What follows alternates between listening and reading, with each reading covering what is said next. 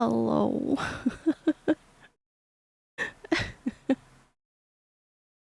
Hello. Hi, Omar. Hi, Emmy. I'm mad. I hope you guys are all doing well. I feel so awkward.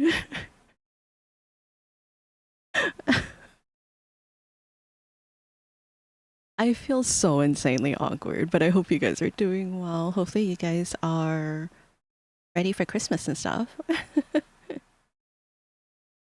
Emmy, why are you sweating?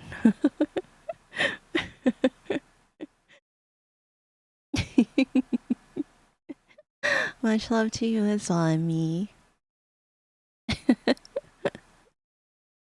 I okay. Well, one, I feel awkward because camera, but also two, I feel like a little bit more awkward because the stress is like kind of big on me. Hi, Zen. Hello, hello. How are you? Hope you're doing well. Thank you for the hip hip med. Yeah, so like the stress is like a little bit big on me. I always feel awkward. I mean, that's fair. I think I just feel like a little bit more awkward than usual because like the stress also is kind of big on me. So it's like, so the belt's supposed to go around my waist, right?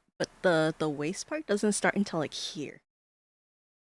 And I'm just like, oh, okay, you know what? I'll make do. I'll figure this out. So I'm wearing a dress that doesn't fit me. And I'm on camera, so I'm just like, eh.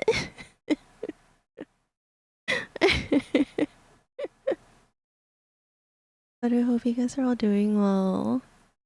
I like really didn't think this through when I was like, oh, I'll do Christmas story reading. It looks great. Thank you, thank you. Eh, oh man. I did find some stories though, so like I made sure everything was working and like I set up the scene yesterday, last night too, so I was just like rushing. I'm just playing VR chat, so I'm awkward. I mean, that's no worries. Reading some Christmas stories to us. I am reading you guys Christmas stories. I found a couple because there's like some um Christmas stories that are on the public domain. So I found a few. Two of them are short. I think one of them is kind of long though. Yes, sir. Hello, Frickleen. Hello, hello. How are you? I hope you're doing well. Uh, yeah, I found some hair review. Yeah, cherry hair reveal. It's very damaged.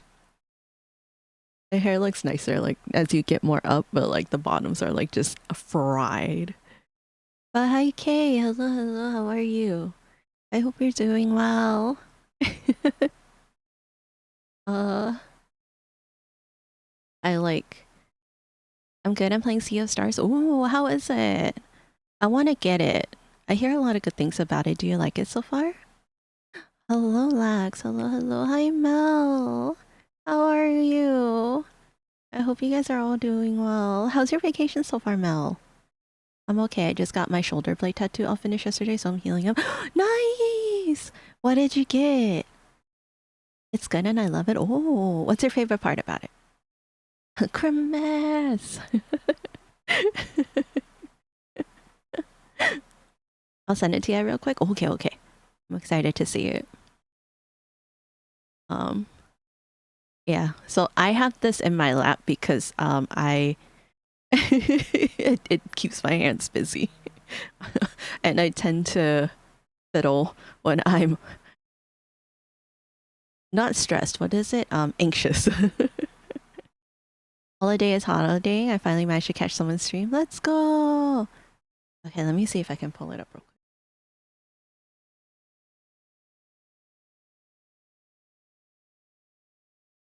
It looks so good. Is there a specific meaning for those flowers, or is it just like pretty?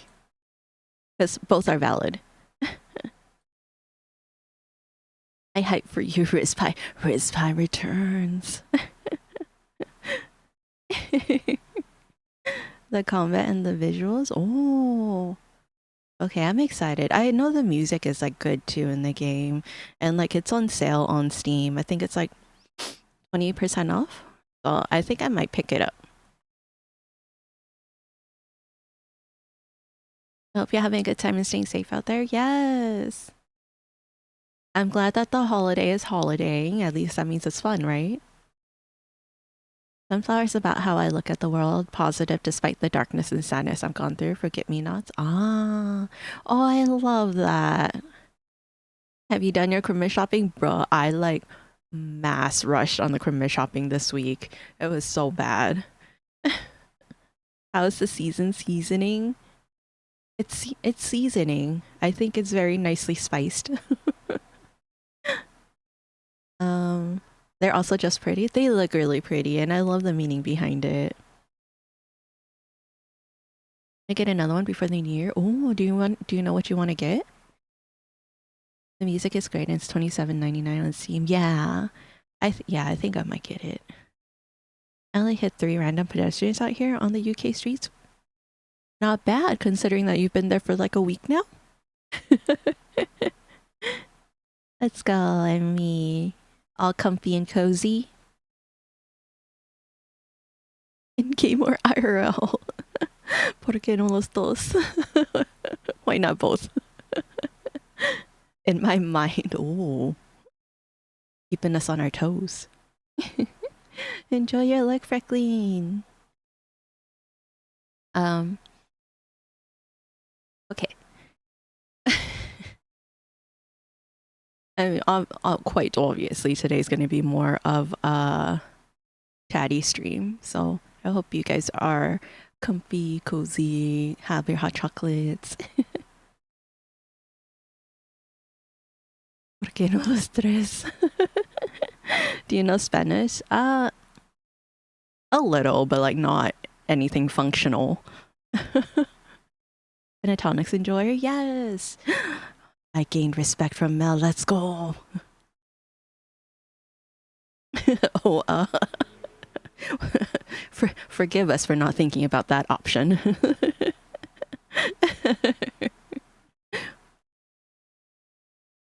Thank you for the Hepatsuki. I'm bad at Spanish. Same.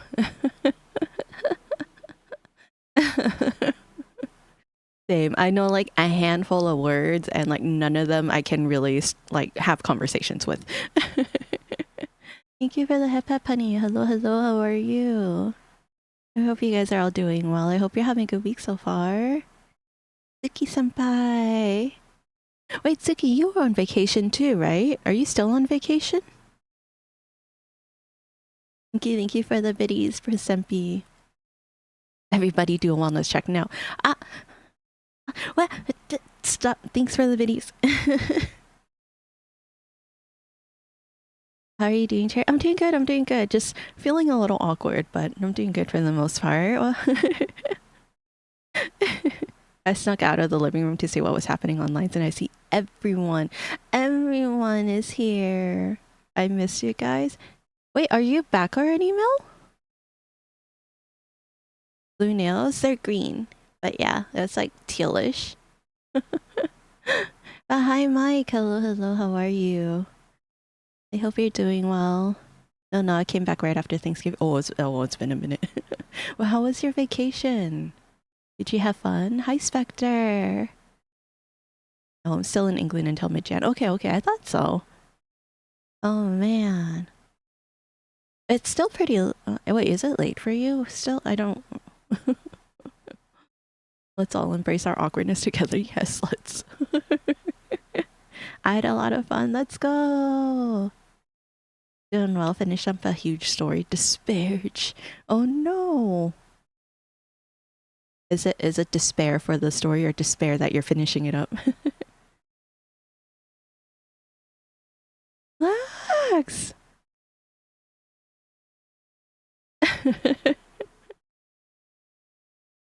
哦，诶，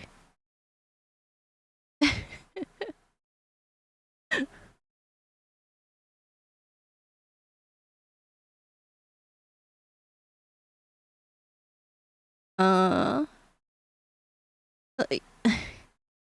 對，我我講唐話好難啊，因為我講咩你都唔明。係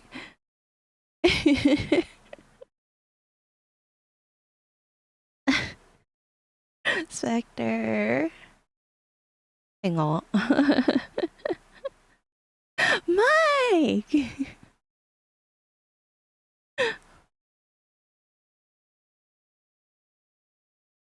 係得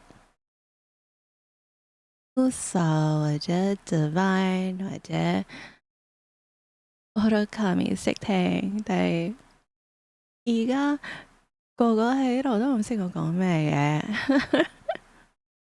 喂，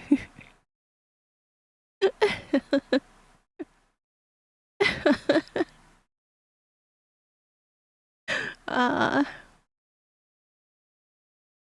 啊耶！嗯，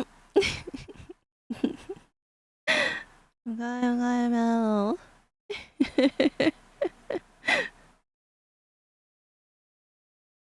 啊，你可以啊，Round play 好，我哋早唞啦，Penny。啊，先 P，哇，要幾多人可以耷低睇多？啊，No，唔該。係啊，仲有2分鐘啊。嗯，我個名啊，有個有冇咩名想俾佢啊？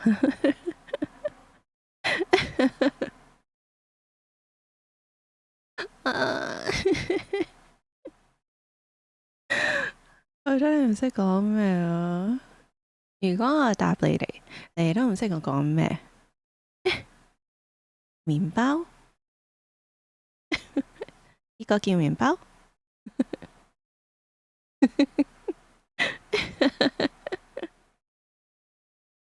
你好，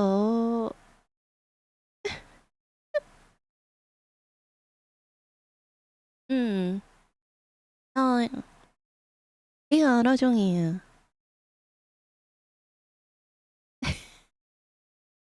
你覺得好酷啊？但係我真係講得唔叻啊！我哋唔該，新 B 唔該。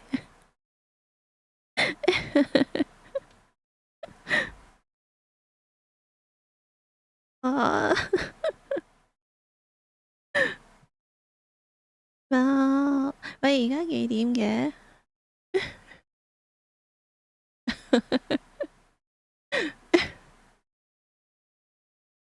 嗯，我天，你好。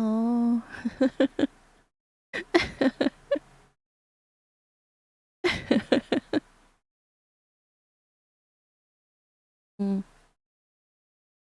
有幾耐啊？40秒啊！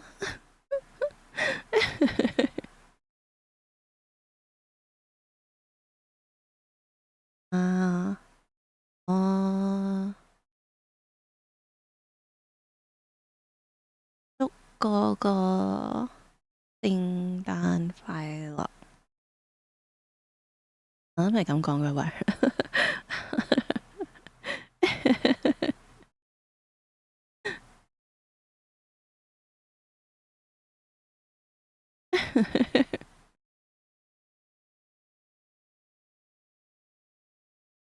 啊，OK， Finally. Hello, everyone. Hello, hello. Welcome in, welcome in. I hope you guys are all doing well. I can't express the warm, fuzzy feeling I get seeing everyone coming in literal. Single tear to my eye because I miss you guys so much. We miss you too, Mel. Also, I did not know your hair was blonde. Just the ends, the top. It was like really red before.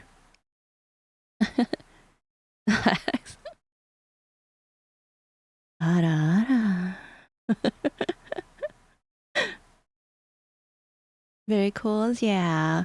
It's just because the ends didn't take the red. It's because it's so damaged. I couldn't like take in the red that I put in there. Also though, no name.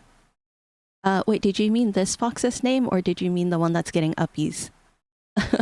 Zen is Cherry in the camp? Yeah, it's me. I'm so confused. This is not what I was expecting. Yeah. It's because we met the donation goal. The uppies one, I think. I don't have a name.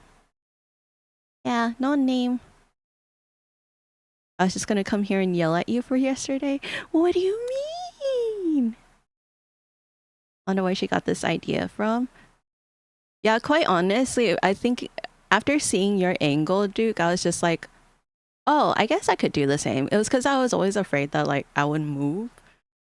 Because like I move around a lot. I think I'm like really awkward, so I'm staying still. But like I usually move around a lot. And I was like, I'm scared I'm gonna dip down too low. I actually missed a dono stream. I would have oil princed it. No, Mel. Well, I'm glad you missed it. You can name it Kit. Okay. Yeah. I'm down for that. We can name him Kit.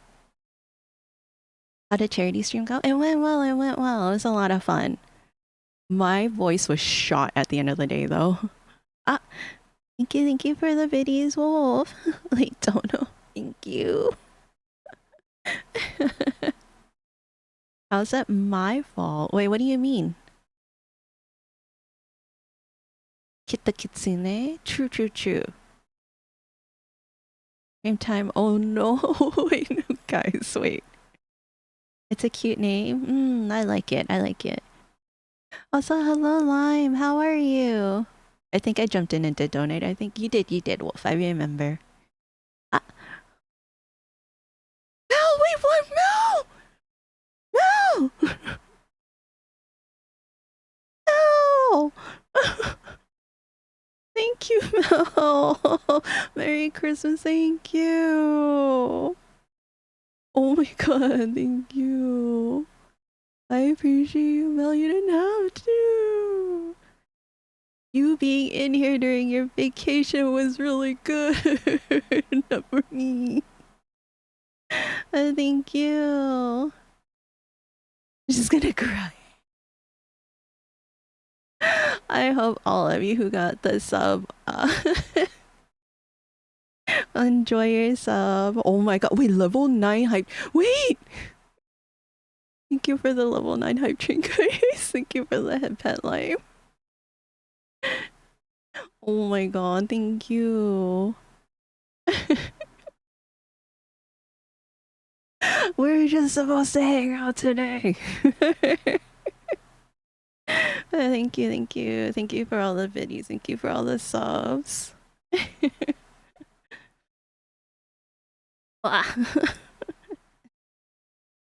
you for the gifted sub for Spectre. That's not me saying to give me one. I just took a peek at this and got gifted a something. Oh, hello, hello. Guamuchiro? Guamuchiro? I hope you're doing well, though. I hope you're having a good weekend so far. Thank you for the gift sub to Wolfmel.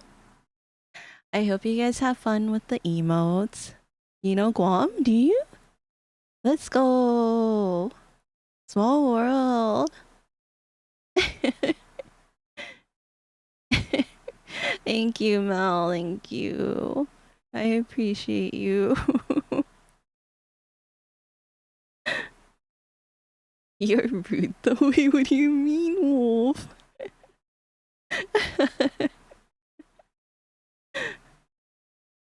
Not spend your merry miss.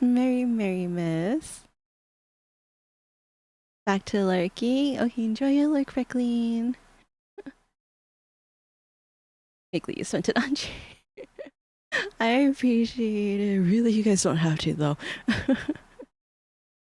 Wait, no, it actually works. Mary Cherry Miss. Mary Cherry Miss, y'all. I appreciate you guys, but you guys really don't have to. Oh man, I was just coming here to read a story to y'all.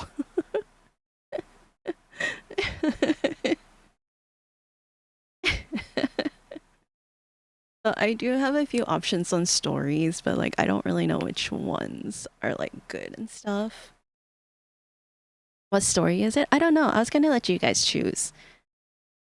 Look at all the emotes that are open. I was gonna let you guys choose. So basically, there's wheelchair. Wait, no. Thank you for the biddies, Lax. Thank you. You guys should be saving your money, no? Buy them Christmas presents. Treating yourself to Christmas presents. But I have a few choices. So one of them is Elves and the Shoemaker. There's a kidnapped Santa Claus. And then the Nutcracker and the Mouse King. I get some Christmas packages sent from my aunt. Got alert. No worries. Thank you, Zen. Thank you for the biddies. I'm gonna live in a cardboard box for all my friends. Wait, no. You make sure you're taking care of yourselves. Spending all my money can stop me. I appreciate you guys, but I hope you guys are taking care of yourselves first. I've done the Christmas shopping, so now I'm gonna chill a little, but this is my time to go back. It's dinner time. Have a good stream. I hope you have a good dinner, Mel. Thank you for dropping by. It's good seeing you in here, and I'm missing you. I miss our league nights. I hope you're having fun on your vacation, though, and I hope you get to eat lots of good food. Wait, Mel, I'm not ready for dinner. What do you mean? The gentle voice while the model gets bombarded. The contrast. Nobody can afford what I wish for Christmas. Wait, what do you mean? Let's go. Thank you for hitting. We completed level 8, but think you guys are getting into level 9. I appreciate you guys. I'm just watching the nervous hand pitch. That's the whole reason why I have this right now. The choo-choo badge. Let's go. It's not for sale either. Oh. I wonder what it is. You guys need to show me what emotes you guys got. I got this one. I got this one. Wait, no, this is so good. That's so good.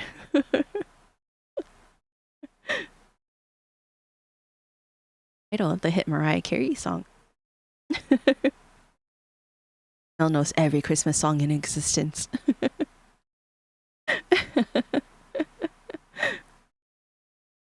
Yes. Did everyone get the same emote? Dude, that emote is so good. I absolutely love it.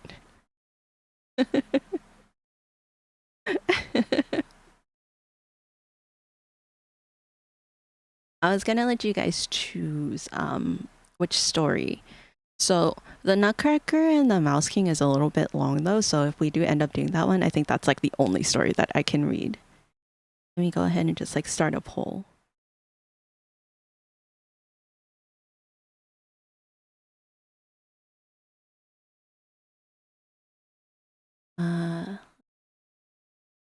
Poll.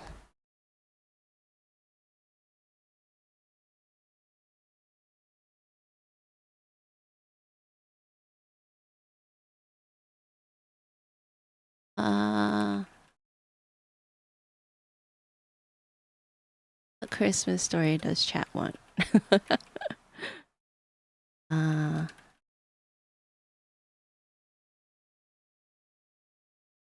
Ah, who did that?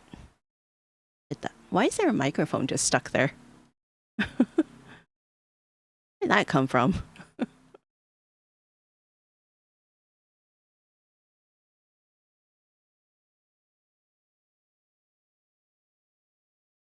Or what was the other one?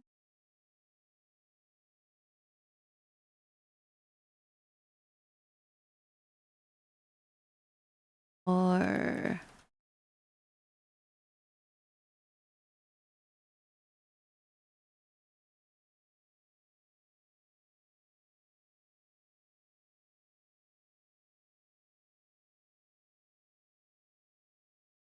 okay, I'll let you guys choose for a while. I'll keep it up for like 5 minutes. Successful hiding my fangirl flirting? Was that what you were doing? As far as I know. Oh, oh, Emmy got the Riz.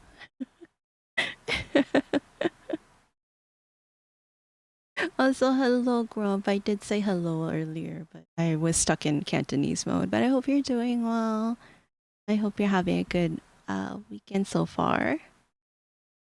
The buffering. Why the buffering? Why are you sweating there? Why are you sweating there, Spectre?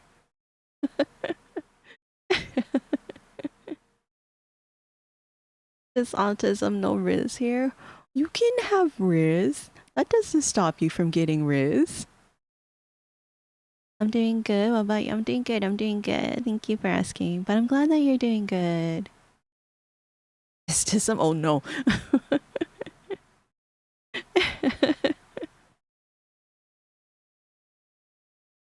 Oh man. I'm like, I don't know why. Are, are you sure? Are you sure about that?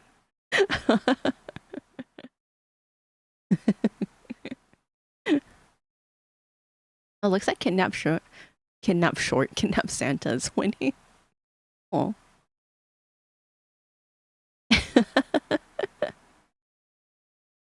Everyone's sweating out here. Everyone's sweating. Oh, welcome back for those who are in Edge Purgatory. Hello, Divine. Hello, hello, how are you? I hope you're doing well. I hope you're having a good weekend so far. Yeah? Yeah?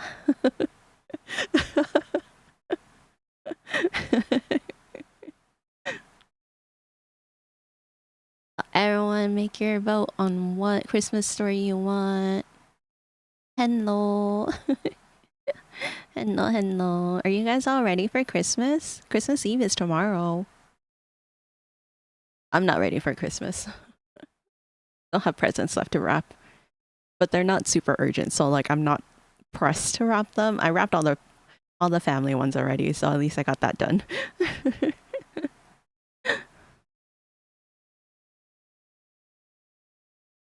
uh, I'm happy as long as I get to hang out in Cherry Chat. Oh, Emmy. I'm glad you guys can hang out with me today. I know Christmas time is like I know like this weekend is probably like really busy for a good number of people. Oh, I guess I've been meaning to say this, but I keep forgetting. So we probably won't do Christmas. We won't do Christmas. Sorry, we probably won't do movie night tonight. It didn't look like there was like a big turnout. So I think we'll just save it for next time when more people are gonna be available. Your cookies got delayed. They'll be delivered Tuesday. I'm excited. I'll be waiting by the door on Tuesday. Snatch it out of the mailman's hand like a gremlin. Thank you for the hug, Spectre. Thank you, thank you. Yes, yeah. I'm excited. Uh, Kidnap Santa is winning so far. Cookies. Yeah. I'm excited. I've been craving cookies. I have cookies downstairs also, though, so it's not like I'm deprived of cookies. Wait, what? What are we waiting for? Kidnap Santa? Yeah. I guess it's a Christmas story. I didn't know.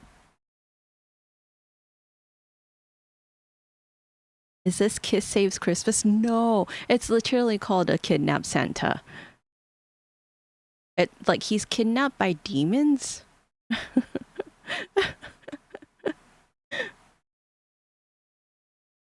Like when I read the little short about it, I was just like, "Is this a Christmas story? There's a Christmas story about demons kidnapping Santa." And then he's saved by the second. No, these are actual Christmas stories. This is by L. Frank Baum. Okay, so it looks like Kidnap Santa 1.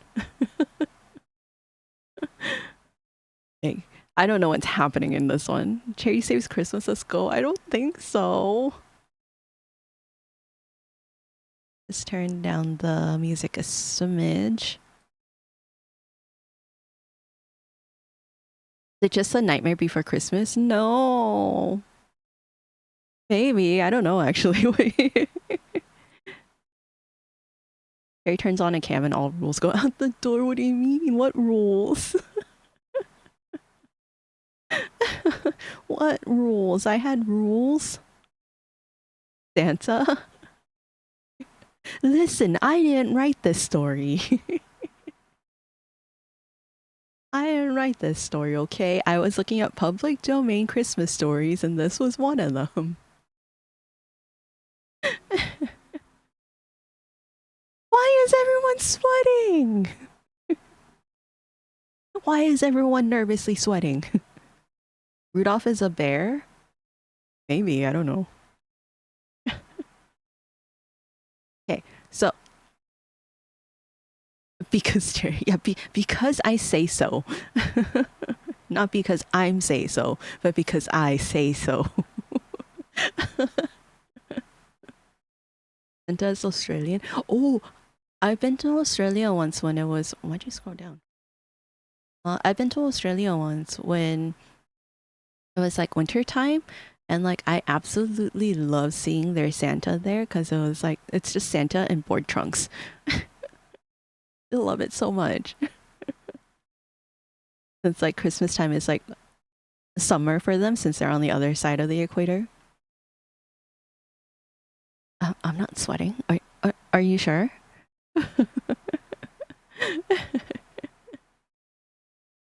Okay, so what won was A Kidnapped Christmas by L. Frank Baum. I have no idea what the story's about. Yes, I'm sure. You don't sound too sure. Is this how the Grinch stole Christmas? Is this how the Nightmare Before Christmas and the Grinch got was inspired by? Okay, so it starts basically. Santa. Is this a good music to have? I feel like I'm gonna get like a little distracted. Is there ambient?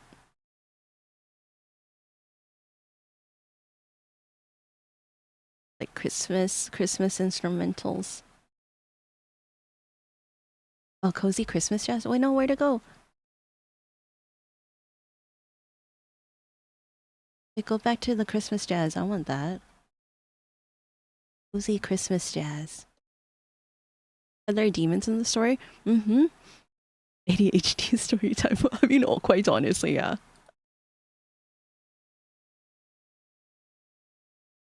We getting real cozy.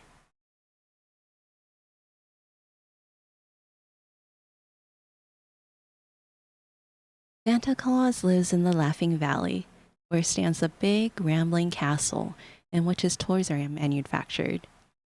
His workmen, selected from the Ryls, Knooks, Pixies, and Fairies, live with him, and everyone is as busy as can be from one year's end to another.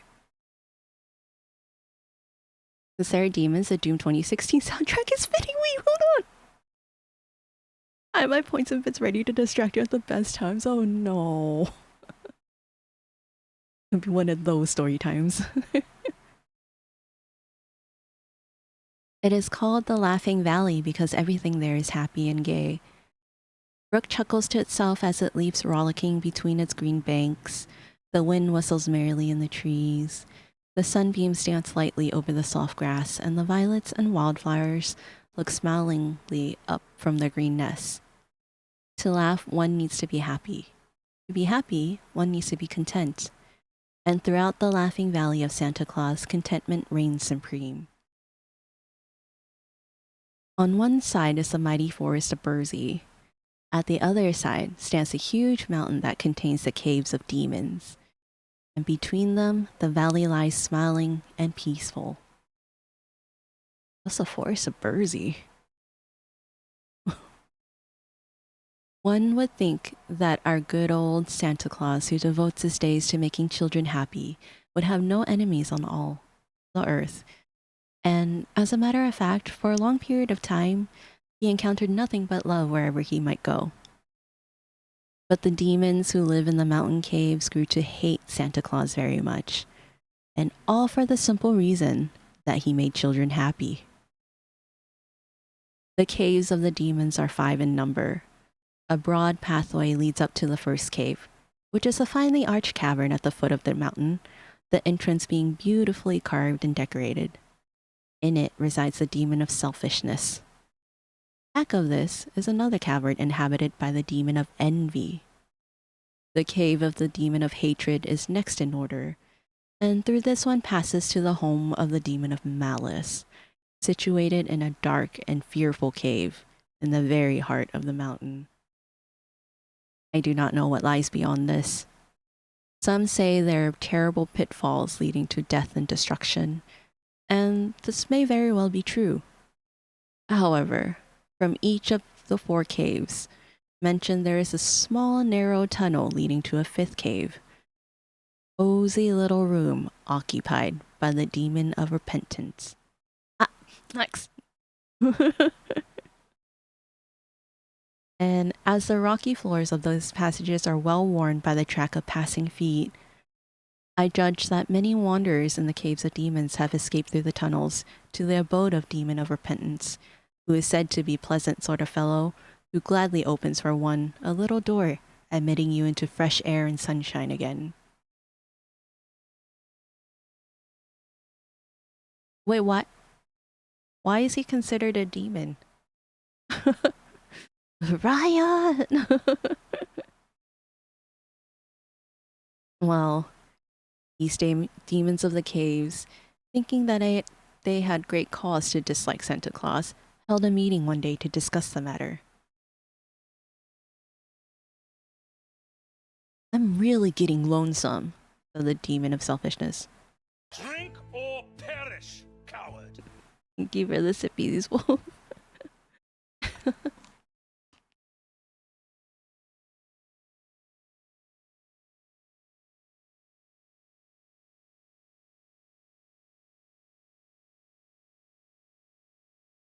Oh, yeah, a piece for Spectre. Um, for Santa Claus distributes so many pretty gifts to all the children that they had become happy and generous through his example and keep away from my cave. Did I make you tell this story? What story? Got a subby sub in the beautiful cherry stream? You did, Foxy. Let's go. I hope you enjoy the emote. In Canton, I'm not gonna read this in Cantonese. I'm just gonna pause and talk. There ain't no way I know what some of these words are in Cantonese.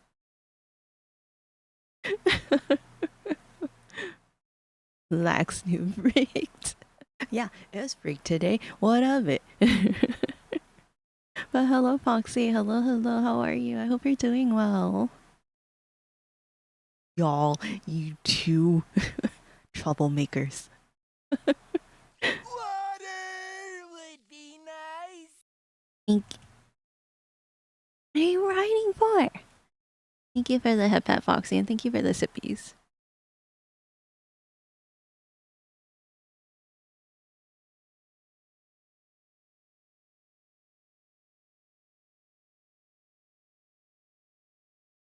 Because reasons. I guess that's valid. uh, I'm having the same trouble, rejoined the demon of envy. The little ones seem quite content with Santa Claus, and there are few, indeed, that I can coax to become envious. That's been paused for 2.5 minutes. For 2.5 minutes, it's so specific.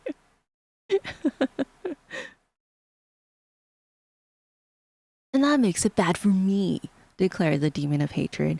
For if no children pass through the caves of selfishness and envy, none can get to my cavern. Or to mine, added the demon of malice.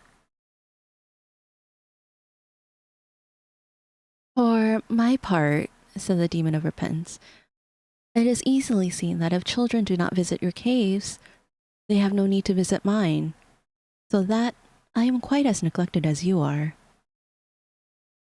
Gotta burn my tongue with this tongyun. That's the only way to eat it, no? I don't think I've actually ever had tongyun. Yeah. I've eaten similar things. I don't think I've had like actual the actual ones though.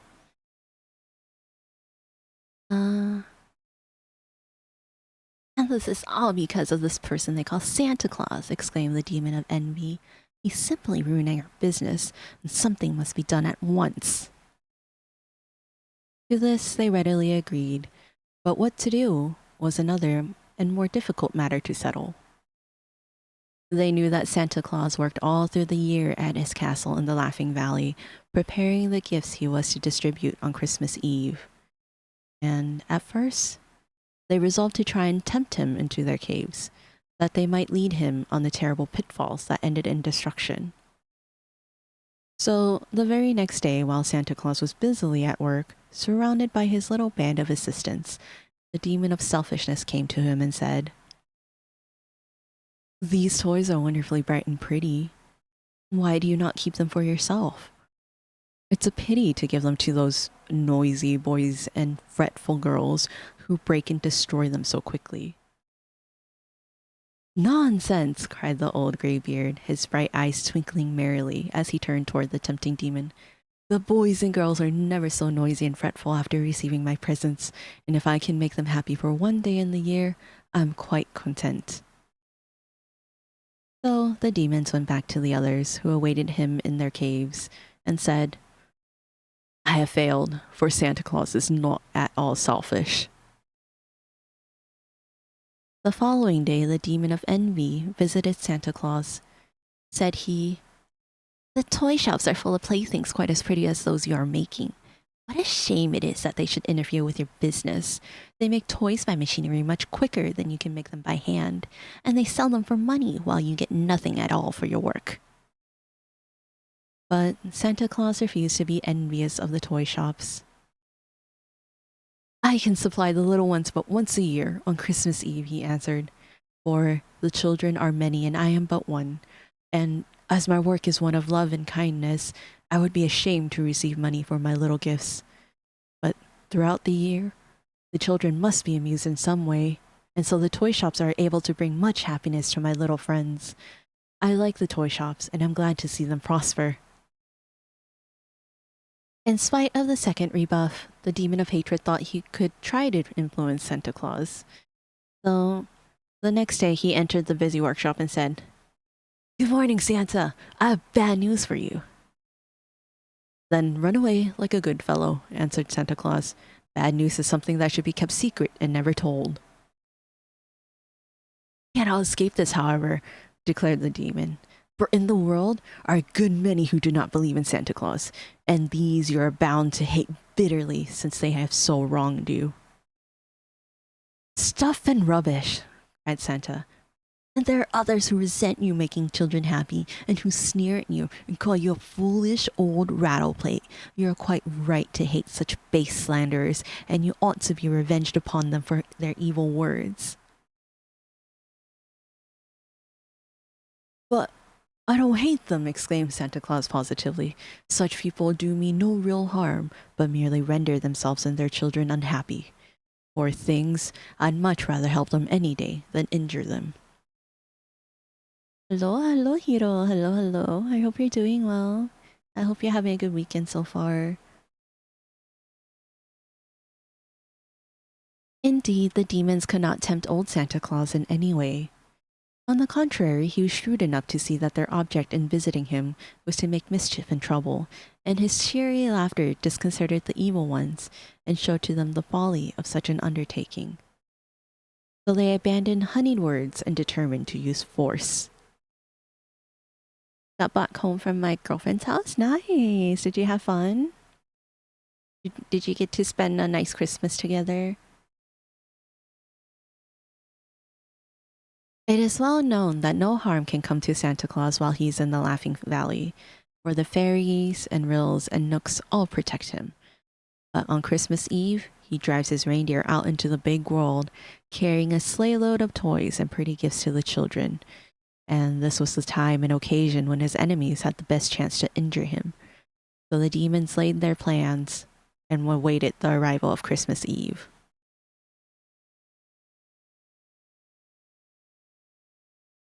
Yes, we did. Oh, I'm glad. I'm glad that you had a nice time together. Uh, the moon shone big and white in the sky, and snow lay crisp and sparkling on the ground as Santa Claus cracked his whip and sped away out of the valley and into the great world beyond. The roomy sleigh was packed full with huge sacks of toys, and as the reindeer dashed onward, our jolly old Santa laughed and whistled, saying for very joy. For in all his merry life, this was the one day in the year when he was the happiest, the day he lovingly bestowed the treasures of his workshop upon the little children. It would be a busy night for him, he well knew. As he whistled and shouted and cracked his whip again, he reviewed in mind all the towns and cities and farmhouses where he was expected, and figured that he had just enough presents to go around and make every child happy. Reindeer knew exactly what was expected of them, and dashed along so swiftly that their feet scarcely seemed to touch the snow-covered ground. Suddenly, a strange thing happened. A rope shot through the moonlight, and a big noose that was in the end of it settled over the arms and body of Santa Claus and drew tight. Before he could resist or even cry out, he was jerked from the seat of his sleigh and tumbled head foremost into a snowbank, while the reindeer rushed onward with the load of toys and carried it quickly out of sight and sound. Such a surprising experience confused old Santa for a moment. And when he had collected his senses, he found that the wicked demons had pulled him from the snowdrift and bound him tightly with many coils of the stout rope. And then they carried the kidnapped Santa Claus away to their mountain, where they thrust the prisoner into a secret cave and chained him to the rocky wall so that he could not escape. Ha ha! Laughed the demons, rubbing their hands together with cruel glee. What will the children do now? How will they cry and scold and storm when they find that there are no toys in their stockings and no gifts on their trees? And what a lot of punishment they will receive from their parents, and how they will flock to our caves of selfishness and envy and hatred and malice. We have done a mighty clever thing, we demons of the caves. Now it is so chance that on this Christmas Eve, the good Santa Claus had taken with him in his sleigh Nudo the Rill, Peter the Nook, Kilto the Pixie, and a small fairy named Whisk, his four favorite assistants. These little people he had often found very useful in helping him to distribute his gifts to the children, and when their master was so suddenly dragged from the sleigh, they were all snugly tucked underneath the seat, where the sharp wind would not reach them. The tiny immortals knew nothing of the capture of Santa Claus until some time after he had disappeared, but finally they missed his cheery voice, and as their master always sang or whistled on his journeys, the silence warned them that something was wrong. Little Whisk stuck out his head from underneath the seat and found Santa Claus gone, and no one to direct the flight of the reindeer. Whoa! He called out, and the deer obediently slackened speed and came to a halt. I lost my 18-day stream streak. Oh no! Time to rebuild that stream streak then, Hiro. I mean, it's completely understandable. Your life, like life things are more important. You should be enjoying life. Stream streaks are not super important.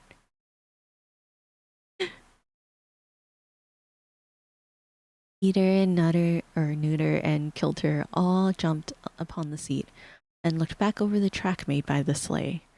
But Santa Claus had been left miles and miles behind. What shall we do? Asked Whisk anxiously. All the mirth and mischief vanished from his wee face by this great calamity. We must go back at once and find our master, said Nutter the Rill, who thought and spoke with much deliberation. No, no, exclaimed Peter the Nook, who, cross and crabbed though he was, might always be depended upon in an emergency. If we delay or go back, there would not be time to get the toys to the children before morning, and that would grieve Santa Claus more than anything else. It is certain that some of the wicked creatures have captured him, added Kilter thoughtfully, and their object must be to make the children unhappy.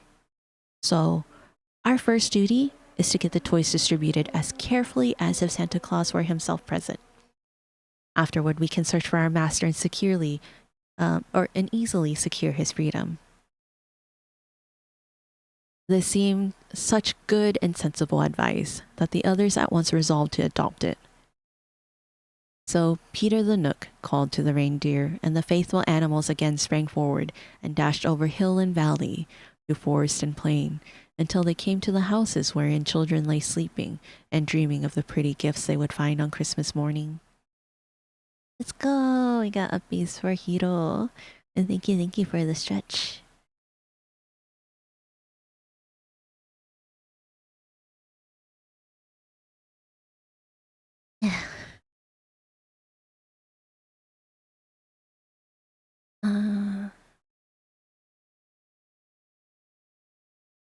Little immortals had set themselves a difficult task, for although they had assisted Santa Claus on many of his journeys, their master had always directed and guided them and told them exactly what he wished them to do.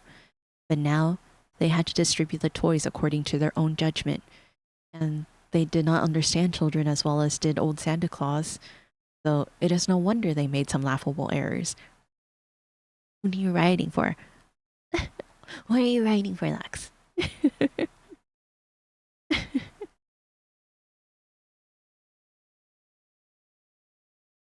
Amy Brown, who wanted a doll, got a drum instead. And a drum is of no use to a girl who loves dolls. And Charlie Smith, who delights to romp and play out of doors, and who wanted some new rubber boots to keep his feet dry, received a sewing box filled with colored worsteds and threads and needles, which made him so provoked that he thoughtlessly called our dear Santa Claus a fraud.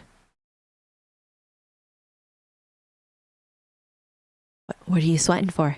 What are you sweating for, Spectre?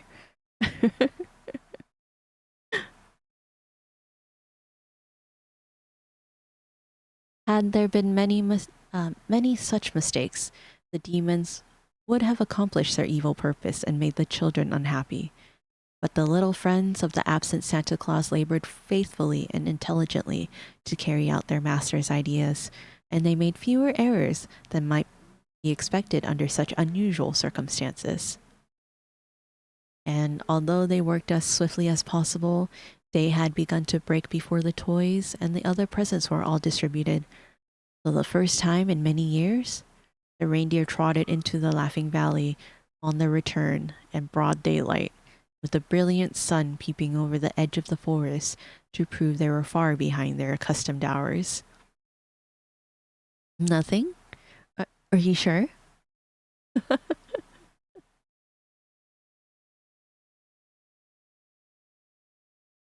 Having put the deer in the stable, the little folk began to wonder how they might rescue their master, and they realized they must discover, first of all, what had happened to him. and where he was.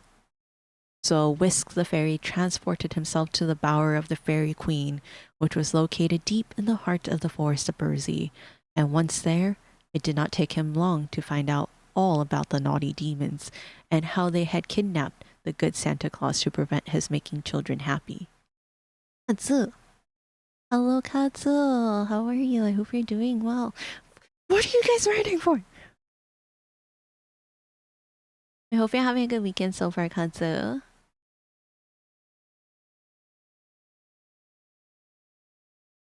The Fairy Queen also promised her assistance, and then, fortified by this powerful support, Whisk flew back to where Neuter and Kilter awaited him, and the four consulted together and laid plans to rescue their master from his enemies. For the sake of writing, you know what, that's fair. I have something super exciting to tell you later because I don't know if I'm allowed to say that in stream. What are you about to tell me? What do you mean? um,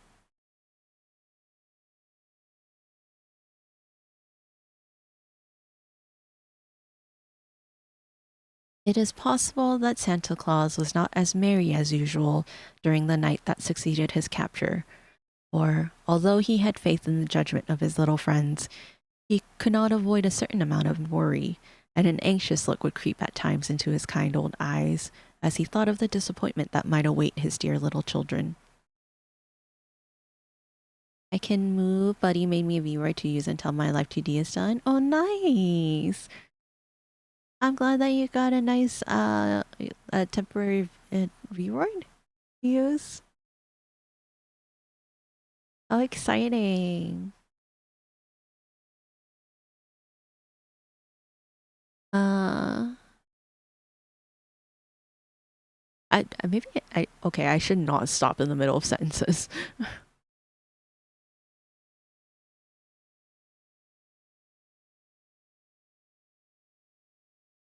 Certain amount of worry and an anxious look would creep at times into his kind old eyes as he thought of the disappointment that might await his dear little children, and the demons who guarded him by turns, one after another, did not neglect to taunt him with the contemptuous words in his helpless condition.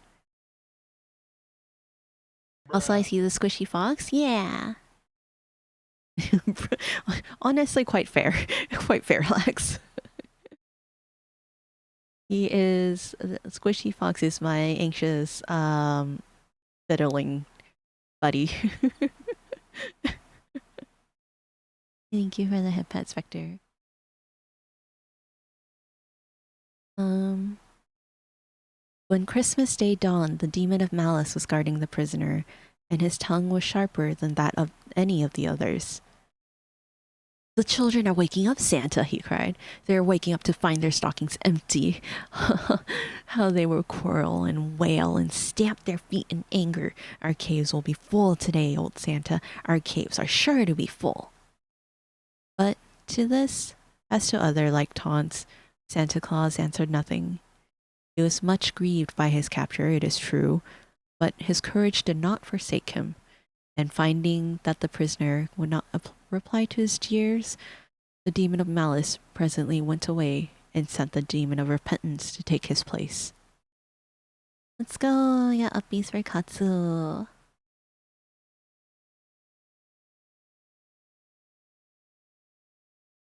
Uh, this last personage was not so disagreeable as the others. He had gentle and refined features, and his voice was soft and pleasant in tone. My dear demons, do not trust me overmuch, said he as he entered the cavern. But it is morning now, and the mischief is done. You cannot visit the children again for another year. That is true, answered Santa Claus almost cheerfully. Christmas Eve is past, and for the first time in centuries, I have not visited my children. The little ones will be greatly disappointed, murmured the demon of repentance, almost regretfully. But that cannot be helped now. Their grief is likely to make the children selfish and envious and hateful. And if they come to the caves of the demons today, I shall get a chance to lead some of them to my cave of repentance. Hello, Justice. Hello, hello. How are you? I hope you're doing well. I hope you're having a good weekend so far. Let's go. Were you able to grab the presents from your aunt Zan?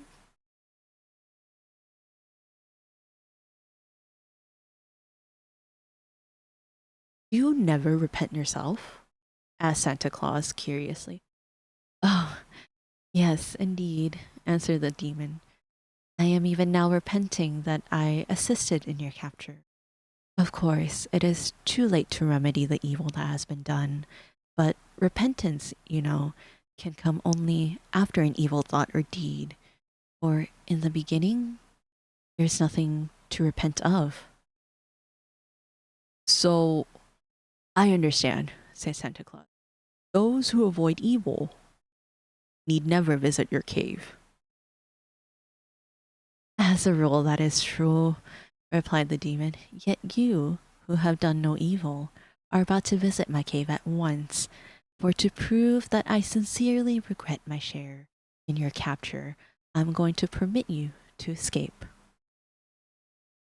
Speech greatly surprised the prisoner until reflected that it was just what might be expected of the demon of repentance.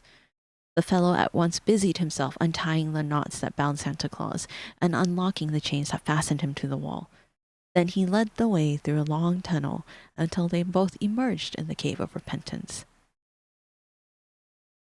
I can't watch this while I play House Flipper 2 and just be cozy. Yes. I hope everyone is cozy right now with blankets and hot chocolate and just warm. That is a vibe that you all deserve. I also really want hot chocolate, so that's kind of like what's been sitting in my mind for the most part.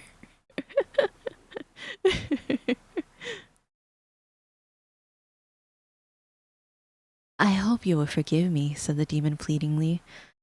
I'm not really a bad person, and I believe I accomplish a great deal of good in the world.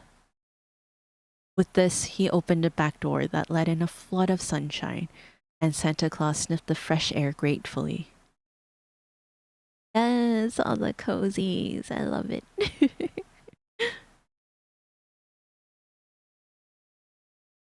Staring at the Steam cell thought, and I don't need more games. I don't need more games. I need more. Quite honestly, same. I have like 11 games sitting in my cart right now.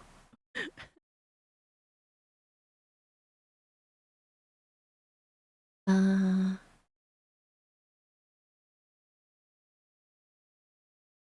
I bear no malice, said he to the demon in a gentle voice, and I'm sure the world would be a dreary place without you. So, good morning, and a Merry Christmas to you. With these words, he stepped out to greet the bright morning, and a moment later he was trudging along, whistling softly to himself, on his way to his home in the Laughing Valley. Marching over the snow toward the mountain was a vast army, made up of the most curious creatures imaginable. There were numberless nooks from the forest, as rough and crooked in appearance as the gnarled branches of the trees they ministered to, and there were dainty rills from the fields, each one bearing the emblem of the flower or plant it guarded. Behind these were many ranks of pixies, gnomes, and nymphs, and in the rear 1,000 beautiful fairies floated along in a gorgeous array. This wonderful army was led by Whisk, Peter, Neuter, and Kilter, who had assembled it to rescue Santa Claus from captivity and to punish the demons who had dared to take him away from his beloved children. Although they looked so bright and peaceful, the little immortals were armed with powers that would be very terrible to those who had incurred their anger. Woe to the demons of the caves if this mighty army of the vengeance ever met them. But lo! Coming to meet his loyal friends appeared the imposing form of Santa Claus, his white beard floating in the breeze, and his bright eyes sparkling with pleasure at this proof of the love and veneration he had inspired in the hearts of the most powerful creatures in existence. And while they clustered around him and danced with glee at his safe return, he gave them earnest thanks for their support. But Whisk and Neuter and Peter and Kilter he embraced affectionately. It is useless to pursue the demons, said Santa Claus to the army. They have their place in the world and can never be destroyed. But that is a great pity, nevertheless, he continued musingly. So the fairies and nooks and pixies and ryls all escorted the good man to his castle, and there left him to talk over the events of the night with his little assistants. Thank you for the hip pat, Justice. So sounds good, Spectre will be here.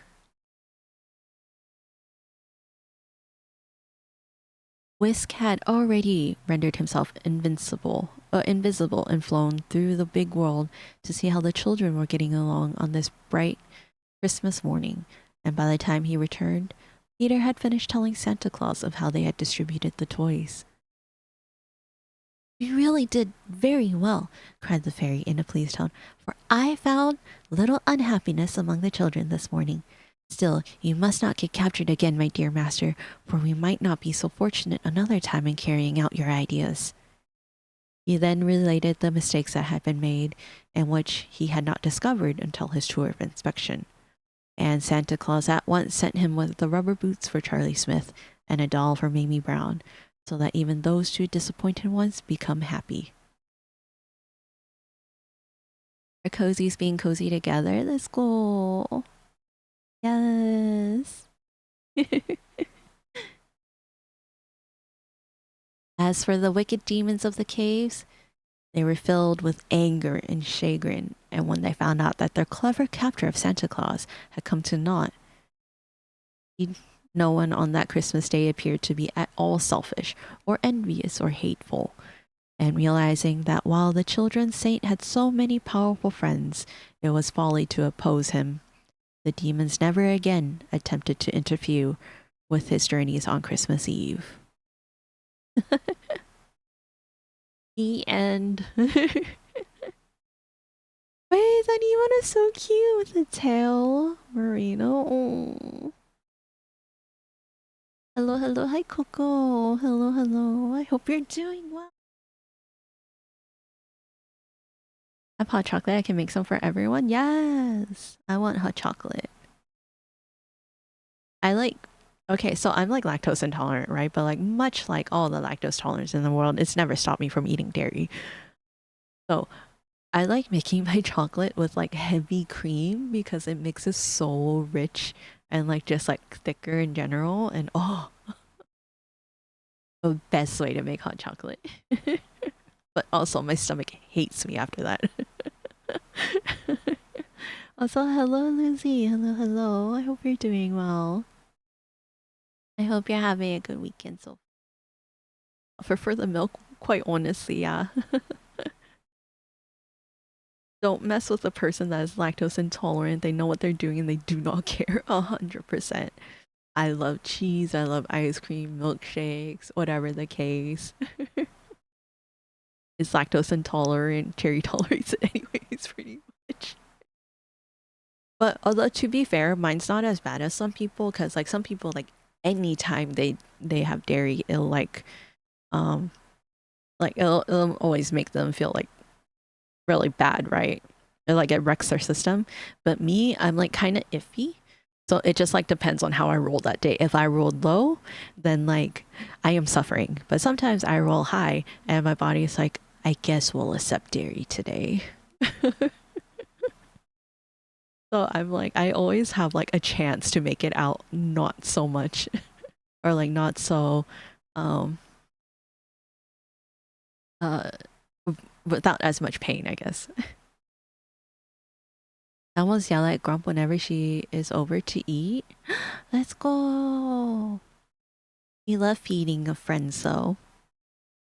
I have a friend who's really bad with lactose intolerance, and he decided to take a spoon to a tub of cottage cheese. Cottage cheese?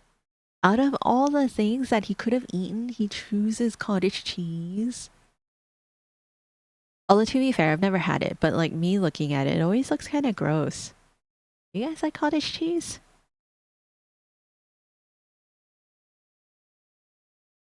That was the forest of the kidnapped Santa.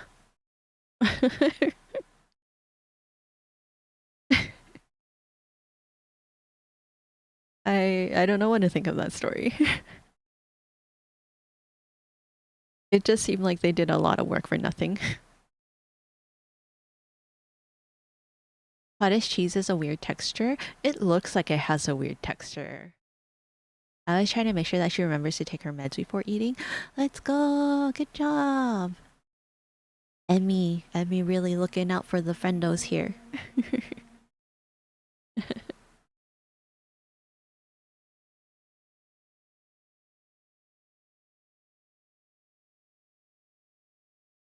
I think cottage cheese. I think chunky cheese. Yeah, like chunky, watery cheese. It's at home though. You need to call her. Instead of having an alarm, you are her alarm now. I have videos for you about lactose. Why? I sadly dislike cottage cheese despite the rest of my family loving it. Well, it's okay. It just means more for them.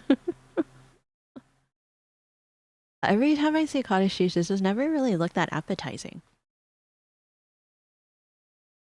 I forget to eat all the time, but I'll remind others. Quite honestly, me. Quite honestly, me. I do like cream cheese though, but I know that's something completely different.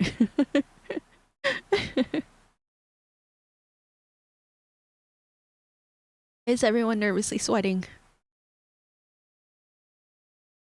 Are you nervously sweating because you guys haven't eaten yet? So you guys need to go get food. All these people who are forgetting to eat their meals, go get food.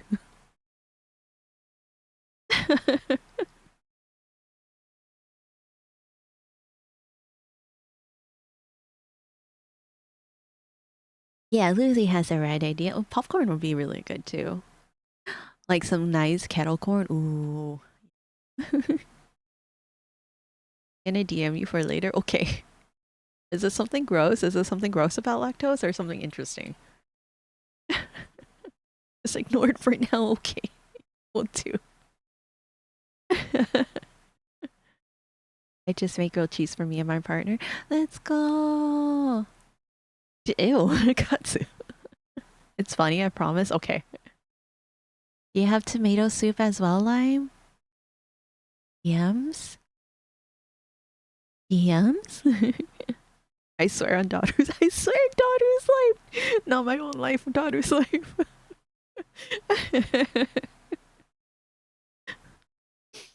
What's with the plushie for the DMs?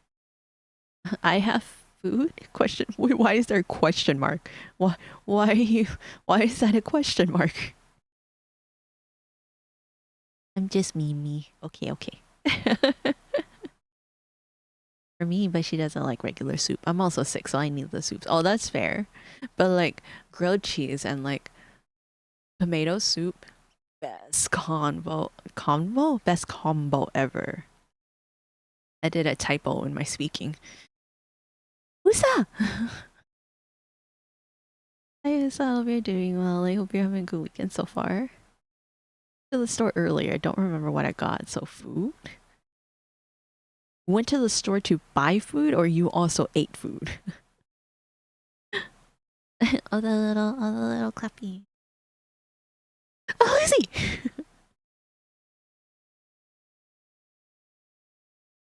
A little legal. mm. Clap, clap, clap, clap, clap, clap. Anytime I see claps, I always, well, I don't know if you guys have been, I've rated out to Axie before, but if you guys watch Accidente, um, our little cheese gremlin, anytime I see like a clap, I always hear her like little claps. And I always like, it's such like the cutest sound ever. Enjoy? Okay, okay. I'll take a look at it after then. The little taps.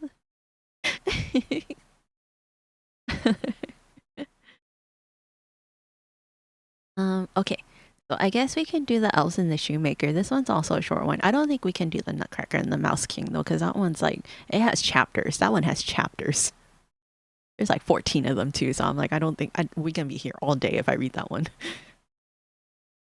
Let me see if I can find another short one though. Take like a small break. Has to go. Have a great stream. Thank you, Wolf. I hope you have a great rest of your day. Thank you for dropping by. It's always good seeing you in here. I hope to see you again soon. Everyone say bye, Wolf.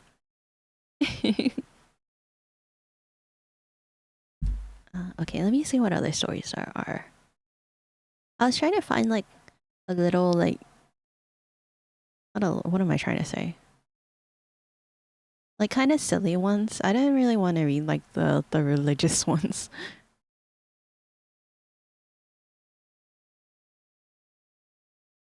Too many bonks us to a fox. Oh no. Squeesh. That's just a little squeesh.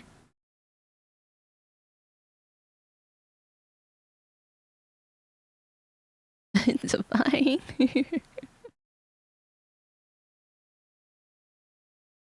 What's this one? 12 Days of Christmas Story. That's not a story, that's a poem. That's a song.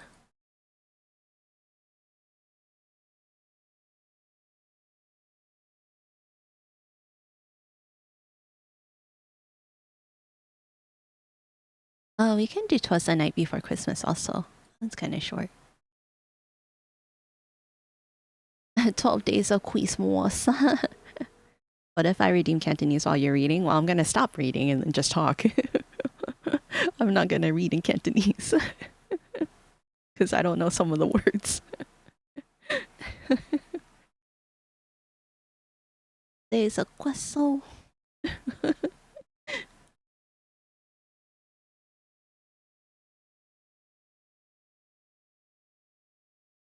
Make up the words? Quite honestly, you guys wouldn't know.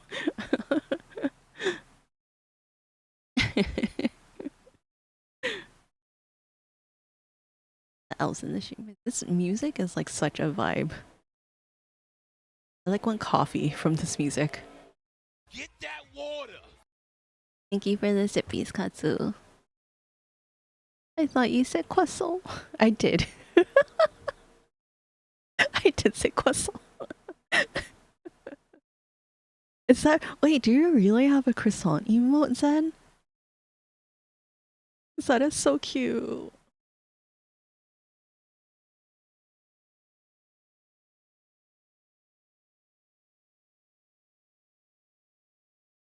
Gotta head out. Happy holidays. Happy holidays, Lucy. Thank you for dropping by. It's always good seeing you in here. Everyone say goodbye, Lucy. Hopefully we'll be able to soon. Huh? It's so cute. Do you really like croissants? Croissant sounds really good right now. Croissant with like an egg in the middle. Ooh.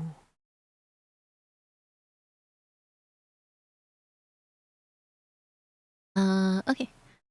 It's like, I'm also a little bit hungry, so I'm like wondering if I should like. I have like hot Cheetos in front of me, so it's kind of bad. All you guys would hear is just crunching. I have a mochitsu. Oh, that's cute. I'm tired. Wait, is it nighttime for you, Emmy? I like croissants and I love croissant memes. Croissant memes are the best. Oh, one of the croissants from like Paris Baguette. Oh, that sounds so good. Cause there's this like a little bit sweet because they have like the like light glaze on it. Oh, oh, that's cute. 20 to 20. Oh, wait, you should get to bed then if you're tired. You make sure you get your rest, Emmy. You guess her main? I can't really see from there. I can't really see from there. If anything, it looks like she's wearing a Stitch costume. I woke up at 17. You, oh, okay. I mean, that's, you like took a nap, right? And Stans, yes, hello, Evie. It's her wearing a Yumi costume? Ah, okay, okay. That makes sense. That's cute. I hope you're doing well though, Evie. I hope you're having a good weekend so far. Oh, am I tired? Sometimes it be like that. Don't don't mind the bonks from Evie. They are all celebratory bonks. They are all welcoming bonks.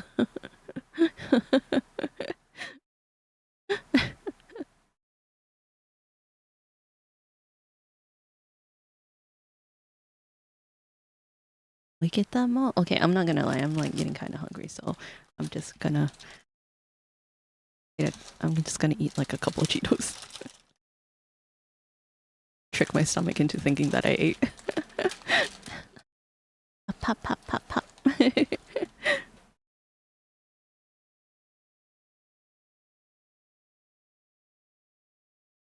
ASMR time. Hand the Cheetos over. No, my Cheetos. The crunch ASMR. I don't know if you guys can hear it.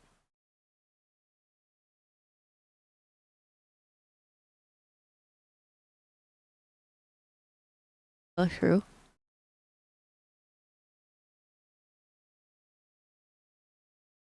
No. Well, y'all out of luck then. Trying to trick everyone she ate. I have a Cheeto.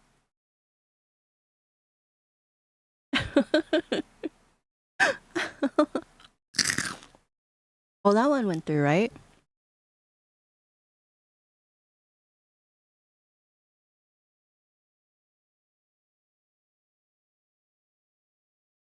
Yeah, I think it's because my noise gate is a little bit high, but if I talk and then I crunch, it goes through.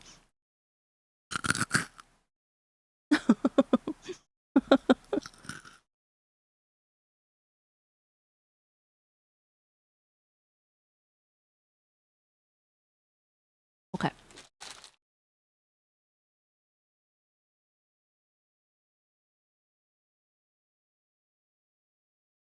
Did I just find what is that? Why do you have a pick? Why do you have a pickle?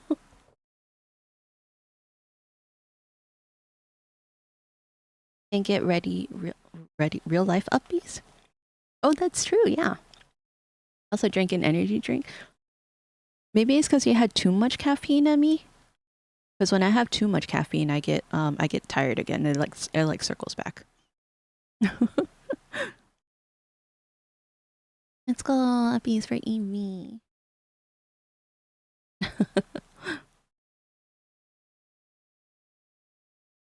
Okay, so our next story is the elves and the shoemaker. Uppies, let's go. I don't remember the summary for this one, but there's elves and a shoemaker.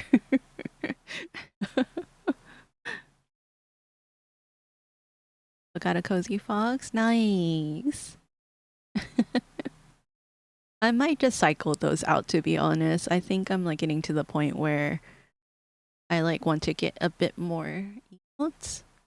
I want to get some new ones. I just need to figure out which ones. Hmm? What do you about? The bees.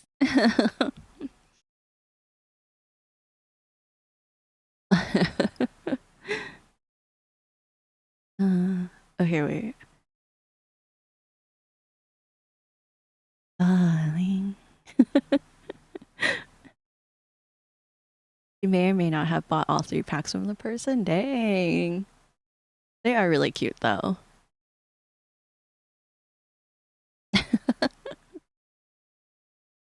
Is that waking you up a bit, Emmy?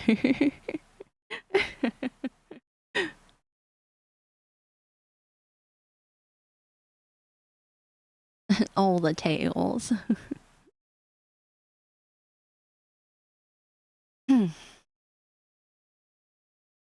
There was once a shoemaker who worked very hard and was very honest, but still he could not earn enough to live upon, and last all he had in the world was gone, save just leather enough to make 1 pair of shoes.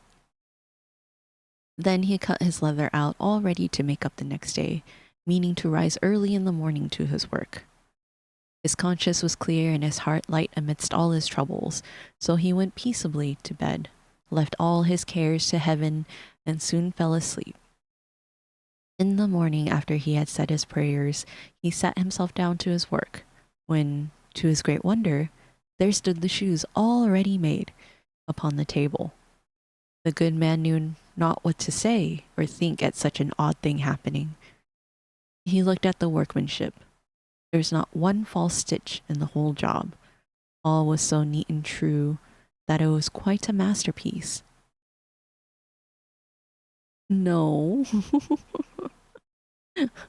You sure about that, Emmy?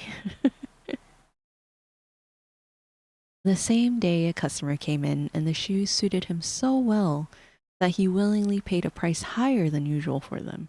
And the poor shoemaker with the money bought leather enough to make 2 pairs more. In the evening, he cut out the work and went to bed early, that he might get up and begin times next day. But he was saved all the trouble, for when he got up in the morning, the work was done ready to his hand. Soon in came buyers who paid him handsomely for his goods, so that he bought leather enough for 4 pair more. He cut out the work again overnight and found it done in the morning, as before, and so it went on for some time. What was got ready in the evening was already done by daybreak, and the good man soon became thriving and well off again. Now I take nap while listening. Have a nice eat, Katsu. Thank you for dropping by. I hope you rest well.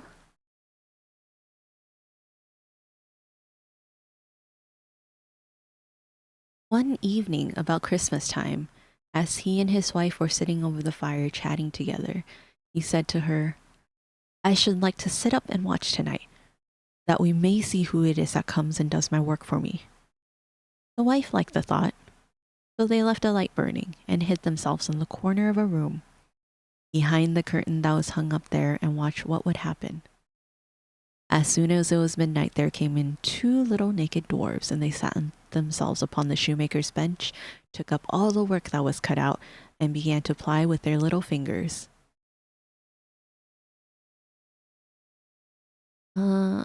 I'm gonna DM you a pic of a GIF I got because it reminds me of you. Oh, okay. I'll be excited to see it. They're naked. Yeah, they're naked, I suppose. I guess clothes is not a thing for the dwarves.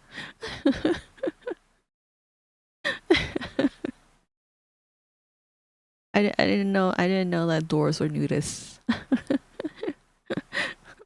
That canonically correct.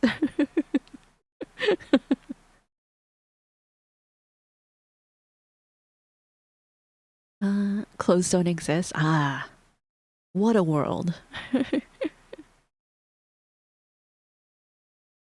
Dwarves were stitching and wrapping and tapping away at such a rate that the shoemaker was all wonder and could not take his eyes off them. And on they went till the job was quite done, and the shoe stood ready for use upon the table. This was long before daybreak, and then they bustled away as quick as lightning. The next day the wife said to the shoemaker, These little wights have made us rich, and we ought to be thankful to them, and do them a good turn if we can. I'm quite sorry to see them run about as they do, and indeed it is not very decent, for they have nothing upon their backs to keep off the cold. I'll tell you what, I'll make each of them a shirt and a coat and a waistcoat, and a pair of pantaloons into the bargain. And do you make each of them a little pair of shoes. The thought pleased the good cobbler very much, and one evening when all the things were ready, they laid them on the table, instead of the work that they used to cut out, and then went and hid themselves to watch what the little elves would do. About midnight in they came, dancing and skipping, hopped around the room, and then went to sit down to their work as usual. But when they saw the clothes lying for them, they laughed and chuckled and seemed mightily pleased. Then they dressed themselves in the twinkling of an eye and danced and capered and sprang about as merry as could be, till at last they danced out at the door and away over the green. The good couple saw them no more, but everything went well with them from that time forward, as long as they lived. Sorry. I was just dozing off and then got an ad for Taco Bell. Unfiltered farts. Wait, what? What do you mean? for the Taco Bell. Hello, hi Earthbound. Hello, hello. What have I missed? You missed two stories. Also, hello, Happy. How are you? I hope you are doing well. I hope, you too, Earthbound. I hope you guys are having a good weekend so far. There's no clothes. Oh no. Oh no. Don't mind me. I'm just gonna order Taco Bell. Hi, Happy. Did Cherry stream last night? I did. Yeah, I played some Professor Layton. That was really short. Also, that was kind of a silly story, but it was really cute. Uh, no. I mean, there's still a VOD. The VOD should still be up if you wanted to catch up on Professor Layton. I didn't get really far though. I find it so funny, by the way, that in Danish folklore, dwarves are fairies. Wait, really? Oh, scared the crap out of me. Thank you for the resub, Katsu. Let's go. Thank you for the 4 months. Missed out on cherry lore. There was cherry lore last night. My streak. Oh, I'm sorry, Earthbound. My streak broke. No. Oh no. Okay, guys. Life stuff is more important than just catching little me. I was out watching Christmas lights. That's an immensely better thing to do. Screw the stream streak.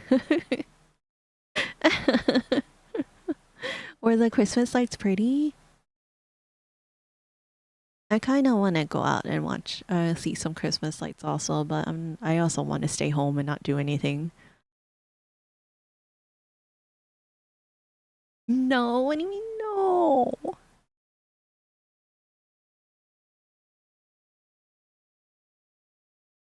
is this?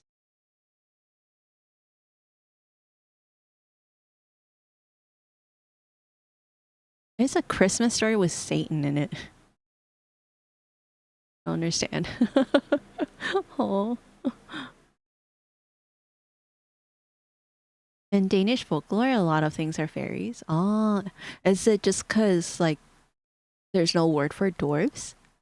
It was okay, the company was better. Oh, that's good. The company makes or breaks a lot of those, like Christmas traditions, though, so that's a good thing.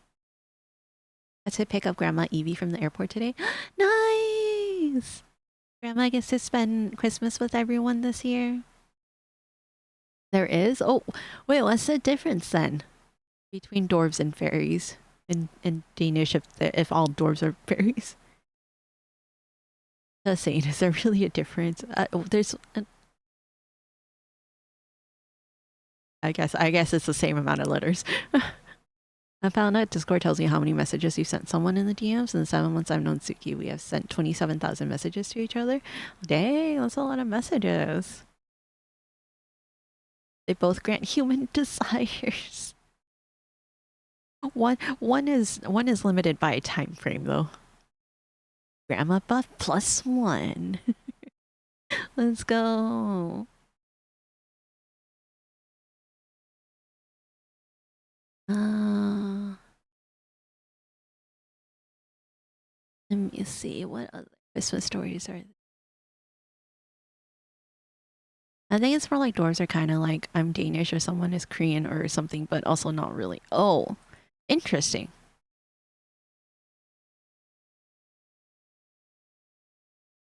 Uh, what? The little match girl. It's very confusing. Yeah, that sounds a little confusing.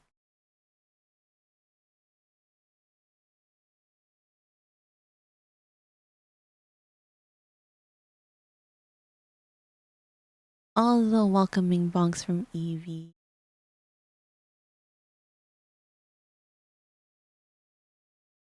Aries is a umbrella term. Ah, okay, okay. It's kind of like how, um, that's what I was looking for. No, that's fair. That's fair. That makes sense. Thank you for the hip pet Frickling. Because in Chinese, it's kind of the same thing. So Fairies is like the umbrella term, or like fairies or spirits. No, actually, no. Spirits is the umbrella term. And then there's like fairies and um like the different species of spirits. So that makes sense though. Uh,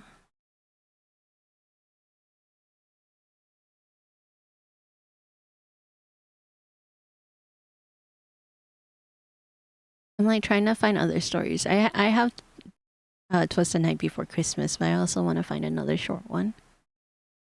Yeah, yeah.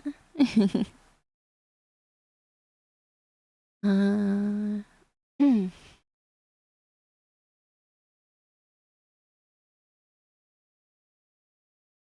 I don't know what other ones there are for middle and high school. Yeah, sure, why not? Christmas Eve is here. Oh yeah, your future person. Future person is already on Christmas Eve.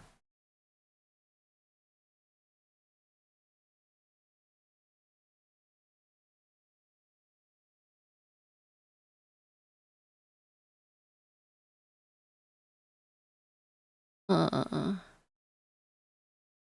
guess this one isn't that long. Okay, we can do Twas the Night Before Christmas, and then there's one called The Burglar's Christmas. I am a future person. You are. Okay, so we have the classic of Twas the Night Before Christmas. I meant Clark Moore. Being a future person is the best. Imagine not being a future person. I like being a past person.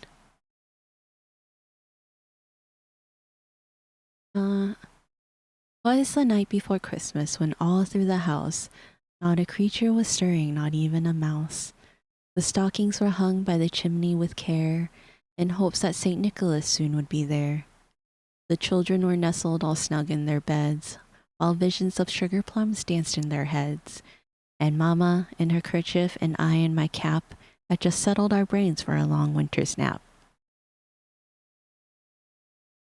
When out on the lawn, what are you writing for, Ginny? Also, hello, Ginny. How are you? I hope you're doing well. I hope you're having a good weekend so far. Uh, let my intrusive thoughts win. The intrusive thoughts won. And out on the lawn there rose such a clatter. I sprang from the bread to from the bread. I sprang from the bed to see what was the matter. Away to the window I flew like a flash, tore open the shutters and threw up the sash. The moon on the breast of the new fallen snow gave the luster of midday to the objects below, when what to my wondering eyes should appear but a miniature sleigh and 8 tiny reindeer. I got out of my bread. Same, same. I also sleep on my bread.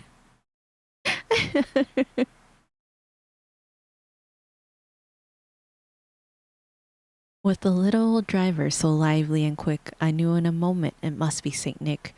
More rapid than eagles his coursers they came, and he whistled and shouted and called them by name. Now Dasher, now Dancer, now Prancer and Vixen, on Comet, on Cupid, on Donner and Blitzen, to the top of the porch, to the top of the wall. Now dash away, dash away, dash away, wall. What is with all the bonks that's happening?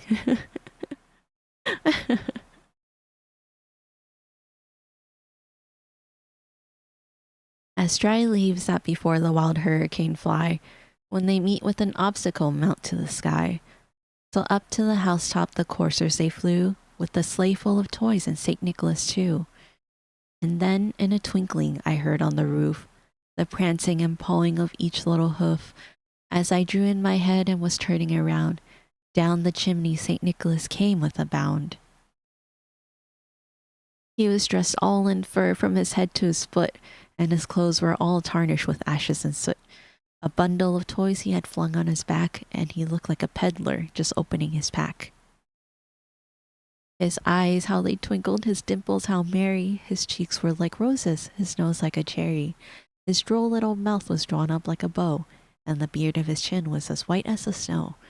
The stump of a pipe he held tight in his teeth, and the smoke it encircled his head like a wreath. He had a broad face and a little round belly that shook when he laughed like a bowl full of jelly. He was chubby and plump, a right jolly old elf, and laughed when I saw him in spite of myself. A wink of his eye and a twist of his head soon gave me to know I had nothing to dread. Spoke not a word, but went straight to his work, and filled all the stockings, then turned with a jerk, and laying his finger aside of his nose, and giving a nod, up the chimney he rose. He sprang to his sleigh, to his team gave a whistle, and away they all flew like the down of a thistle. But I heard him exclaim, ere he drove out of sight, "Happy Christmas and to all a good night." This sounds like a poem. It is a poem. Nose like a cherry. A nose like a cherry. There bonk happening. What is going on? Are you stress building with the plot of What the Fox Flesh? I've been doing it this whole time. It is nothing new.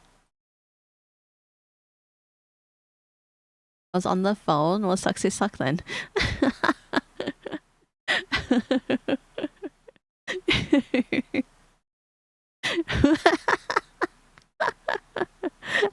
Being bullied.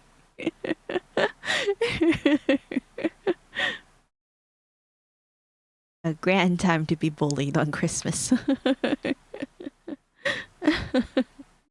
First from LT, now from you. Oh, it's because I got the memo from LT. That's why we're bullying too.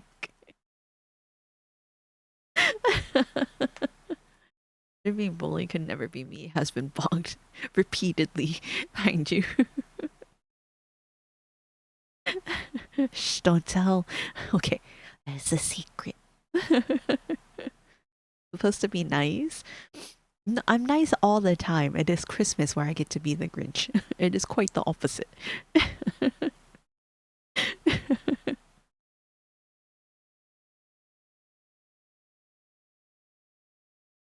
Wow. Wow, what, huh? I'm nice, I give balls. So everyone's getting bonked here, though, it seems like.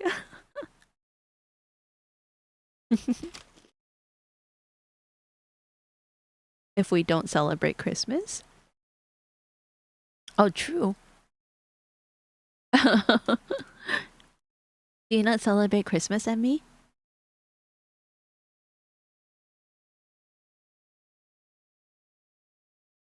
Normal people are mean all year, but nice on Christmas. Cherry the opposite. Mm-hmm. Holidays are supposed to be nice. Nah.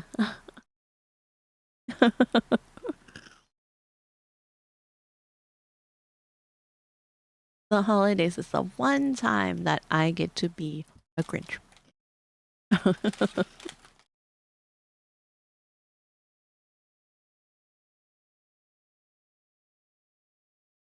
You're in for a world of bullying when I visit. If you remember. I'm always nice on that, yeah. Like about being a meanie. Like about trying to teach you patience. Calling me out for my bad memory. Wait, do you have bad memory?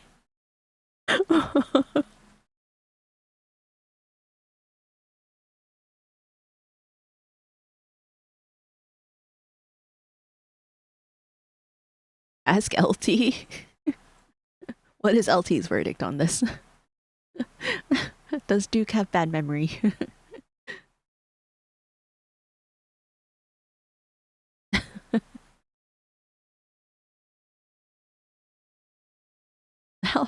To be fair, Evie, you did start it.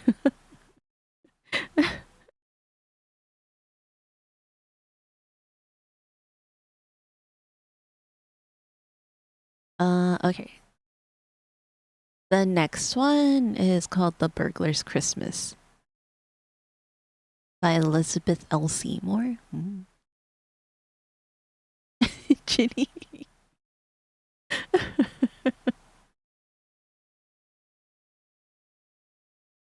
I have no idea what this one's about, so we'll find out together, I guess. Uh, I would never start anything, Evie. It's just bongs flying around everywhere for everyone.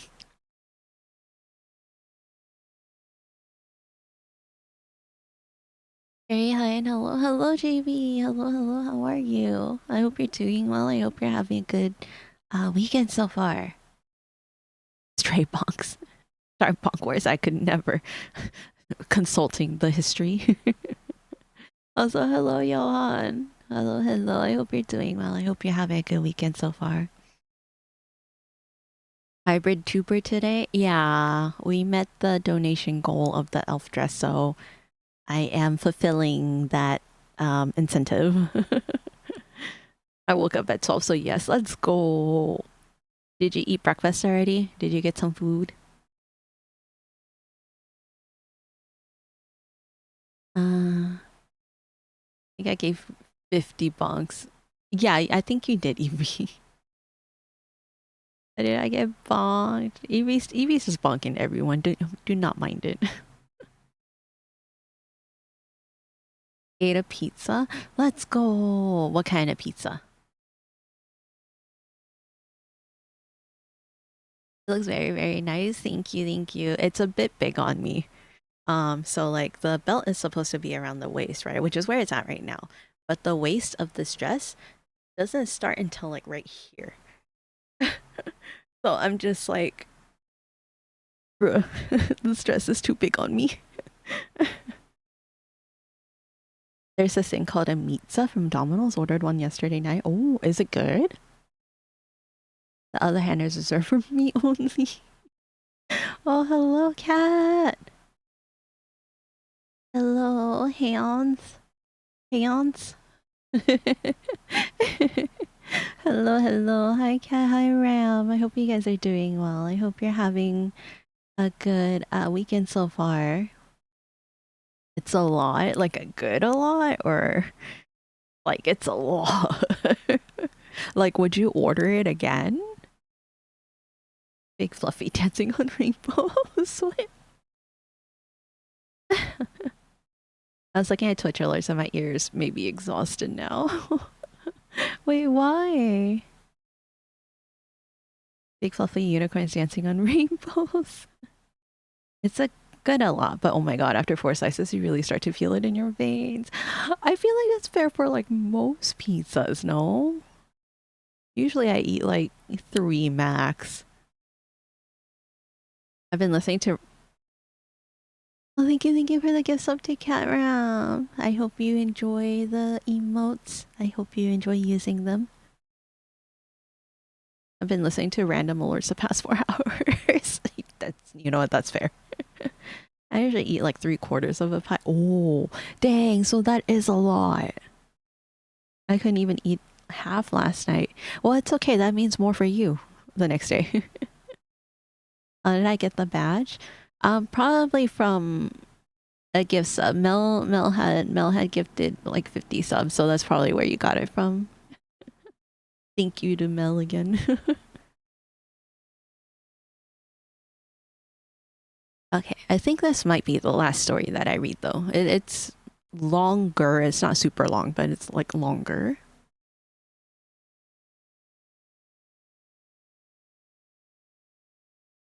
Okay, so this starts two very shabby looking young. What is up with the rats? Hi Okami, I hope you're doing well. I hope you're having a good weekend so far. Eat three what? Slices of pizza. Like that's like the max that I'll eat, but most of the time I'll eat like two. Thanks for the beginning. Ram, thank you, thank you. Let's go. I got uppies for Ram as well. Bing, cherry.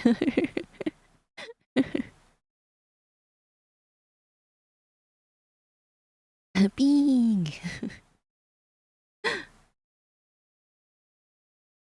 Two very shabby looking young men stood at the corner of Prairie Avenue and 80th Street, looking despondently at the carriages that whirled by. It was Christmas Eve and the streets were full of vehicles, florist wagons, grocers' carts, and carriages. The streets were in that half liquid, half congealed condition peculiar to the streets of Chicago at that season of the year. Those swift wheels that swung by sometimes through the slush of mud and snow over the two young men who were talking on the corner. I eat 4 pieces and the rest the next day, like today. Oh, did you also have pizza, Earthbound? Where can I find the plushie asking for a friend? Oh, I can link you, Kat. You're in the server, right? Just, I'll remember. I'll remember to send it to you. I can send you the link. It's on Amazon though. Uh, well, remarked the elder of the two. I guess we're at our rope's end, sure enough. How do you feel? Pretty shaky. The wind's sharp tonight. If I had had anything to eat, I might mind it so much. What?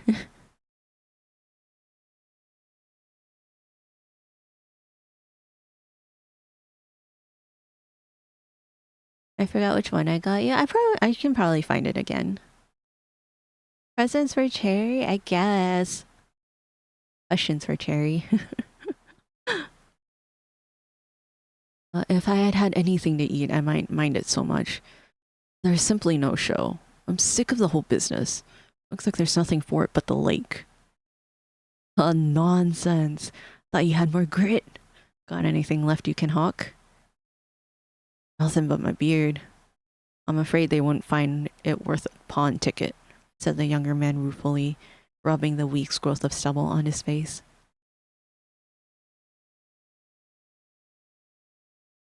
Hey, are we friends on stream? On Steam? I don't think we are. Can be though.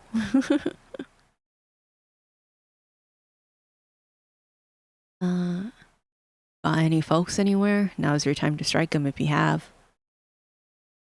Never mind if I have, they're out of the question. Well, you'll be out of it before many hours if you don't make a move of some sort. Man's got to eat. You hear?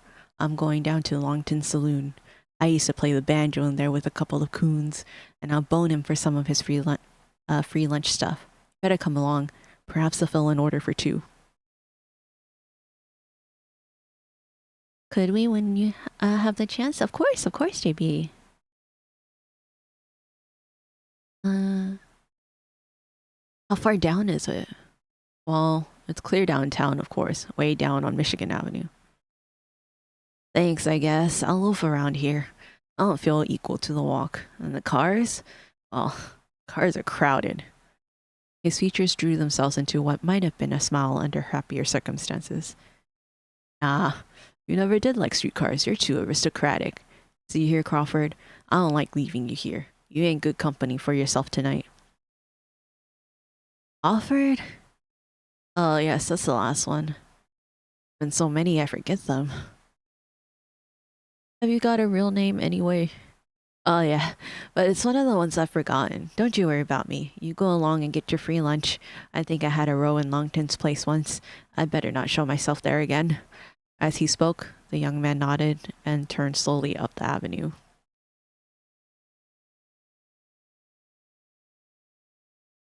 I'm gonna get you a Christmas gift. I know what I'm getting you, but I'll be a little late. It's okay. You don't have to get me a Christmas gift. Us just spending time together here today is good enough for me.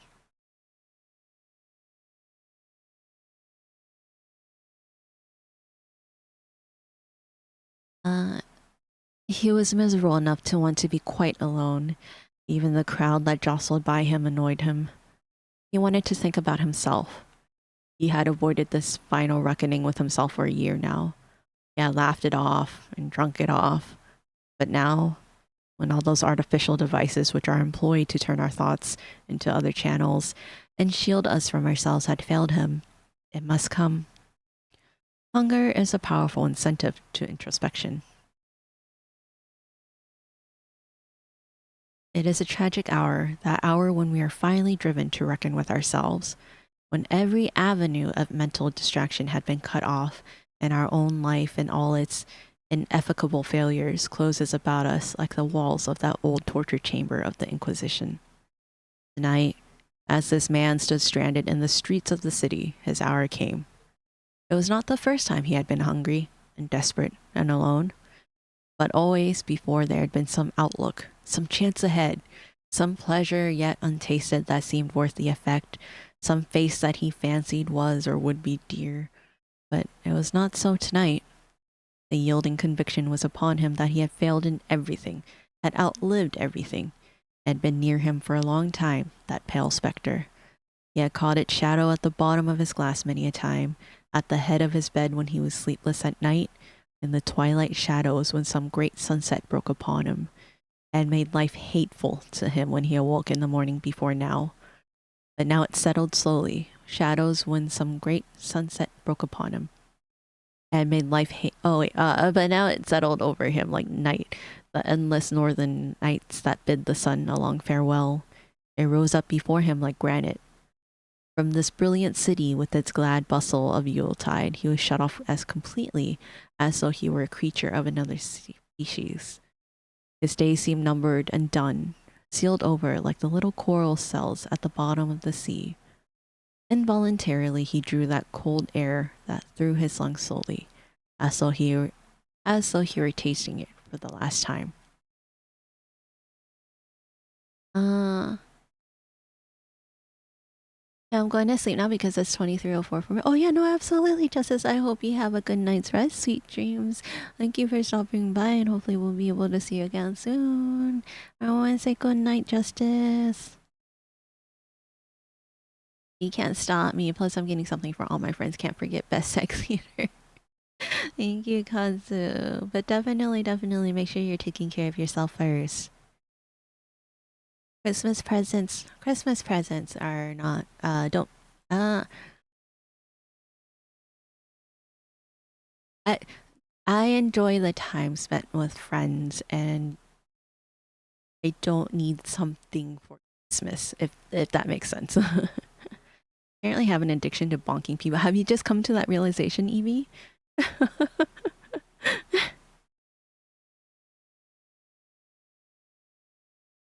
um, Yet, but he was but 4 and 20, this man. He looked even younger, and he had a father someplace down east who had been very proud of him once. Well, he had taken his life into his own hands, and this is what he had made of it. That was all there was to be said. He could remember the hopeful things they used to say about him in college in the old days, before he had cut away and begun to live by his wits and found courage to smile at them now. They had read him wrongly. He knew now that he never had the essentials of success, only the superficial agility that is often mistaken for it.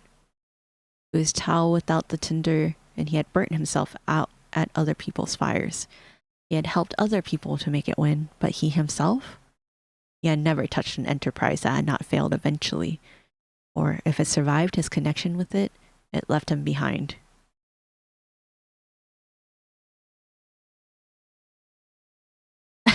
No, really. No, I have not come to that realization. I've been blind the whole time. Time to take off the glasses. You say that my whole thing is gifting quality time. I do both. That's fair. I always say like I don't need anything, but like I am also very much a gift giver.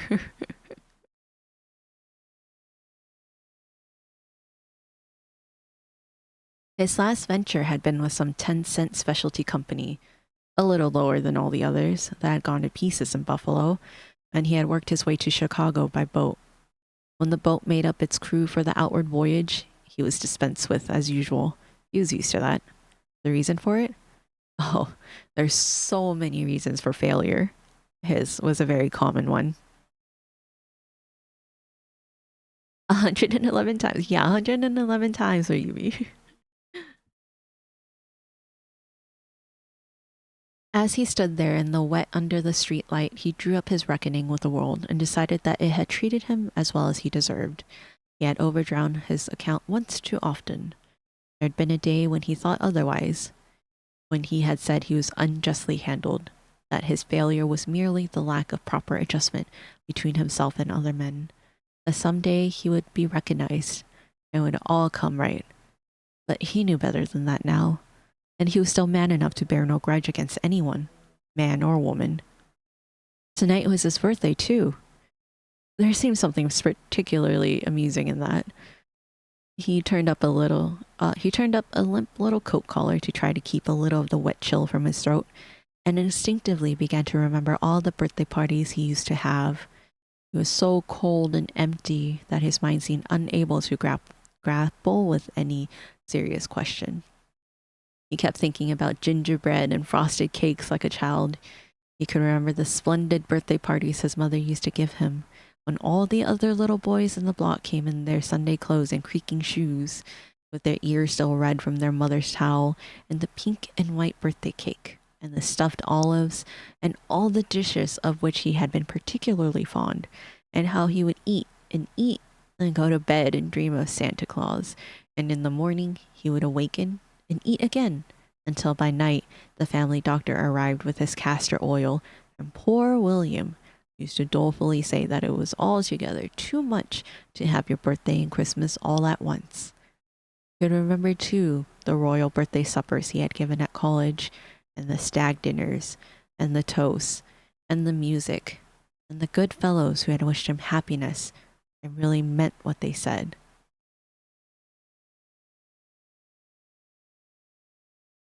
Uh, you gift giver too, that explains it. When you get two gift givers together, they never want to accept from one another. Yeah, yeah, actually, yeah, fair. It's been a while, sorry for that, but I was busy. No, it's no worries. You're like experiencing life and going through life is much more important.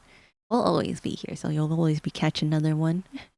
But it's good to see you, Sim. I hope you've been doing well. I hope you have a good weekend so far. Voice is so calming. glad.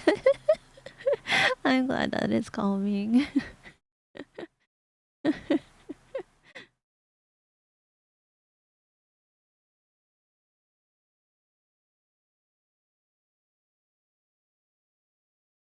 Uh, and since then, there were other birthday suppers that he could not remember so clearly. The memory of them was heavy and flat, like cigarette smoke that has been shut in a room all night, like champagne that has been opened a day before, a song that has been too often sung, an acute sensation that has been overstrained. They seemed tawdry and garish, discordant to him now. He rather wished he could forget them altogether. So I'm paying off a lot of art in January, which includes the picnic one. Oh, yeah, make sure you take care of yourself financially first. No gifts needed with the sect leader. Good. I turned 24 last Monday. My mother is what? Thursday evening. Oh. Well, I hope you feel better soon, Sim. Happy belated birthday though. Hopefully you get to celebrate soon. I'm getting a huge bonus in January, so I want to pay off my arts. Ah, okay, that's fair.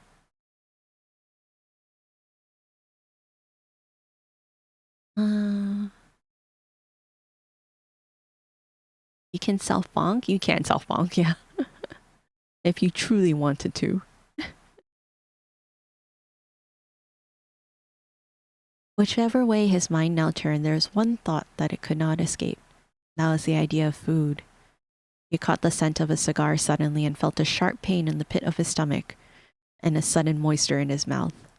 His cold hands clenched angrily, and for a moment he felt that bitter hatred of wealth, of ease, of everything that is well fed and well housed that is common to starving men. At any rate, he had a right to eat. He had demanded great things from the world once, fame and wealth and admiration. Now, it was simply bread, and he would have it. He looked about him quickly and felt the blood begin to stir in his veins. In all his straits, he had never stolen anything. His tastes were above it. But tonight, there would be no tomorrow. He would amuse at the way in which the idea excited him. Was it possible there is yet one more experience that could distract him? One thing that had power to excite his jaded interest. Good. He had failed at everything else. Now he would see what his chances would be as a common thief. It would be amusing to watch the beautiful consistency of his destiny work itself out, even in that role. It'd be interesting to add another study to his gallery of futile attempts, and then label them all the failure as a journalist, failure as a lecturer, the failure as a businessman, the failure as a thief, and so on, like the titles under the pictures of the Dance of Death. It was time that Child Roland came to the Dark Tower.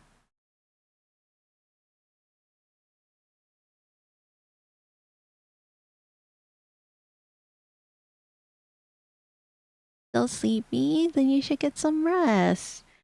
Relax!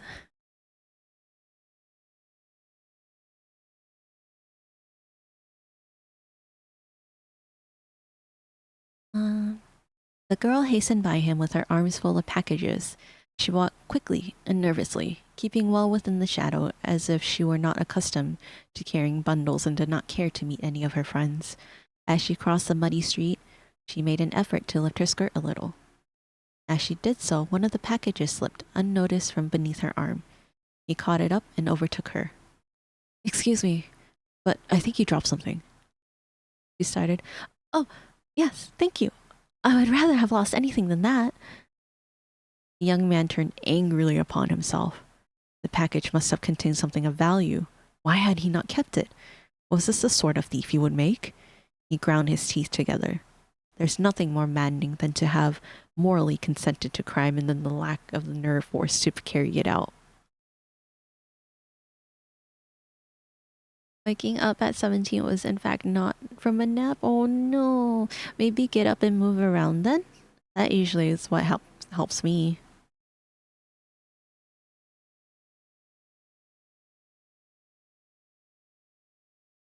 I haven't noticed. I was focused on the fluff foxtail. Nice outfit you got there, Ira. Thank you, thank you. It was because we met the goal of our donation goal from the charity stream. I'm lazy. Well, that's probably what's keeping you sleepy, though. A carriage drove up to the house before which he stood. Several richly dressed women alighted and went in. It was a new house and must have been built since he was in Chicago last. The front door was open and he could see down the hallway and up the staircase. The servant had left the door and gone with the guests. The first floor was brilliantly lighted, but the window upstairs were dark. It looked very easy just to slip upstairs to the darkened chambers where the jewels and trinkets of the fashionable occupants were kept. Still burning with impatience against himself, he entered quickly. Instinctively, he removed his mud-stained hat as he passed quickly and quietly up the staircase. It struck him as being a rather superfluous courtesy in a burglar, but he had done it before he had thought. His way was clear enough. He met no one on the stairway or in the upper hall. The gas was lit in the upper hall. He passed the first chamber door through sheer cowardice. The second he entered quickly, thinking of something else lest his courage should fail him, and closed the door behind him. The light from the hall shone into the room through the transom. The apartment was furnished richly enough to justify his expectations. He went at once to the dressing case. A number of rings and small trinkets lay in the silver tray. These he put hastily in his pocket. He opened the upper drawer and found, as he expected, a number of rings, or several leather cases. In the first he opened was a lady's watch. In the second, a pair of old-fashioned bracelets. He seemed to dimly remember having seen bracelets like them before somewhere. The third case was heavier. The spring was much more worn, and it opened easily. It held a cup of some kind. He held it up to the light, and then his strained nerves gave way, and he uttered a sharp exclamation. It was the silver mug he used to drink from when he was a little boy. The door opened, and a woman stood in the doorway facing him. She was a tall woman with white hair and evening dress. The light from the hall streamed in upon him, but she was not afraid. She stood looking at him a moment, and threw out her hand and went quickly toward him. Willie, Willie, is it you? He struggled to loose her arms from him, to keep her lips from his cheek. Mother, you must not. You do not understand. Oh my god, this is the worst of all. Hunger, weakness, cold, shame, all came back to him and shook his self-control completely. Physically, he was too weak to stand a shock like this. Why couldn't it not have been some ordinary discovery, arrest, the station house, and all the rest of it? Anything but this. A hard, dry sob broke from him. Again, he strove to disengage himself. Out of all the houses you choose, you chose to break into your own house. What the heck? I was going to, guess I need a desk that can move up and down. Oh, that'd be good, yeah. I know that helps some people. I was going to, but what? But what? um, who is it says I shall not kiss my son? Oh, my boy, we have waited for so long for this. You have been so long in coming, even I almost gave you up. Her lips upon his cheek burnt him like fire. He put his hand to his throat and spoke thickly and incoherently. Don't understand. I did not know you were here. I came here to rob. It's the first time, I swear, but I'm a common thief. My pockets are full of your jewels now. Can't you hear me? I'm a common thief. I'm going to sleep now. I can't rest much longer because I have a ton of stuff to do tomorrow. Much love. Much love to you as well, Sam. I hope you have holidays. And thank you for dropping by. It was good seeing you. Hopefully we'll be able to see you again soon. Everyone say good night, Sam. Into your own house? Yeah. Someone else told me to, so now, wow. I remember this time where this person broke into another person's house and stole paper clips. Nothing else, just why just paper clips? Merry Christmas and Happy New Year. Yes, Merry Christmas and Happy New Year as well, Sim.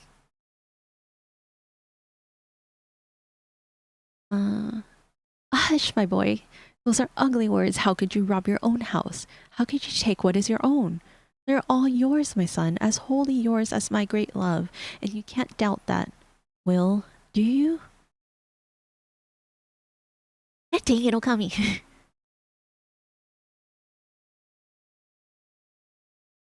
uh, why paper clips? Why not paper? Maybe they had the paper, but they needed paper clips. All these riots. That soft voice, the warmth and fragrance of her person stole through his chill, empty veins like a gentle stimulant. He felt as though all his strength were leaving him and even consciousness. He held fast to her and bowed his head on her strong shoulder and groaned aloud. Mother, life is hard. Hard. He said nothing but held him closer. And oh, the strength of those white arms that held him. Oh, the assurance of safety in that warm bosom that rose and fell under his cheek. For a moment, they stood so silently. Then they heard a heavy step upon the stair. She led him to a chair and went out and closed the door.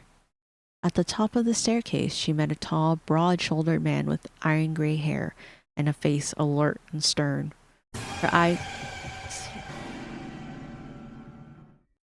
Thanks for the scary me.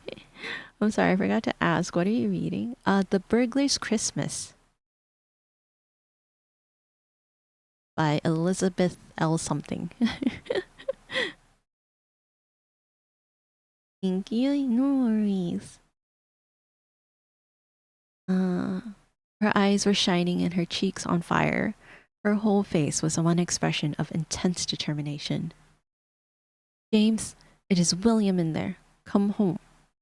You must keep him at any cost. If he goes this time, I go with him. Oh, James, be easy with him. He has suffered so. She broke from a command to an entreaty and laid her hand on his shoulder. He looked questioningly at her a moment, then went in the room and quietly shut the door. She stood leaning against the wall, clasping her temples with her hands and listening to the low, distinct sound of voices within. Her own lips moved silently. She waited a long time, scarcely breathing.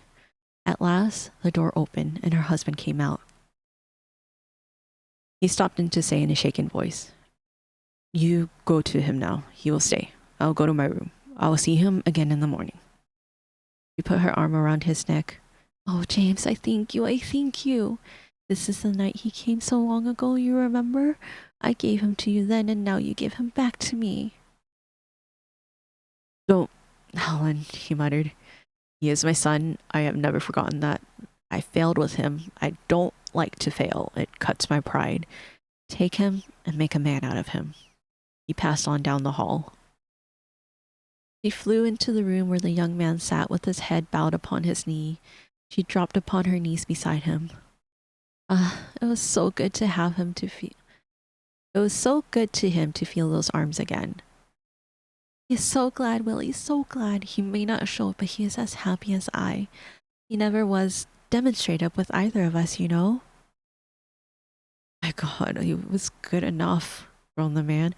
"Told him everything, and he was good enough. We'll see how either of you can look at me, speak to me, touch me." He shivered under her clasp again, as when she had first touched him, and tried weakly to throw her off. But she whispered softly, "This is right, my son." Presently, when he was calmer, she rose. "Now, come with me into the library, and I'll have your dinner brought there." As they went downstairs, she remarked apologetically, "I will not call Helen tonight.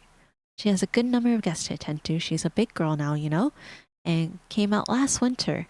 Besides, I want you all to myself tonight." When the dinner came, and it came very soon, he fell upon it savagely. He ate. She told him all that he had transpired during the years uh, of his absence, and how his father's business had brought him there. "I was glad when we came. I thought you would drift west. I seemed a good deal nearer to you here." There was a gentle, unobtrusive sadness in her tone that was too soft for a reproach. "Have you everything you want? It is a comfort to see you eat." He smiled grimly. "It is certainly a comfort to me. I have not indulged in this frivolous habit for some 35 hours.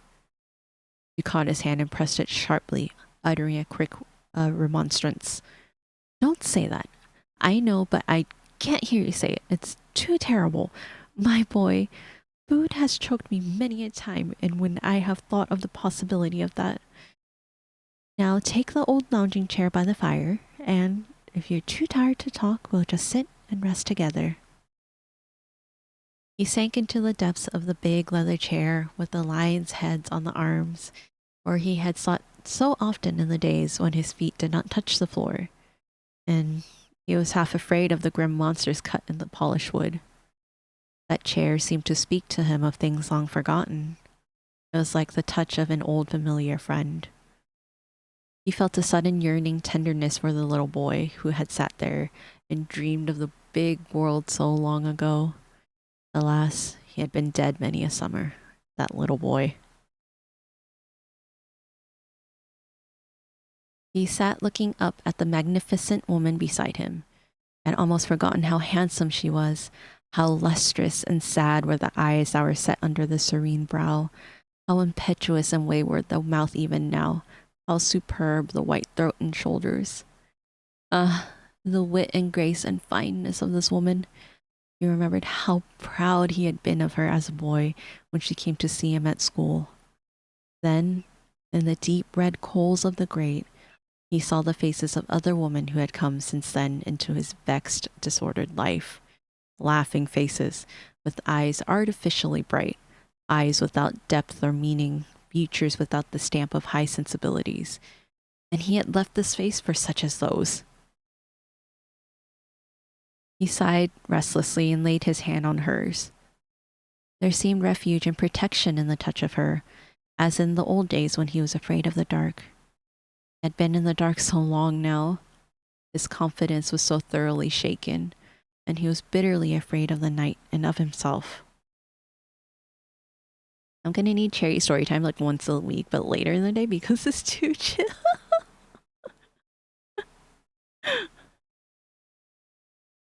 mm, I wouldn't mind doing story time.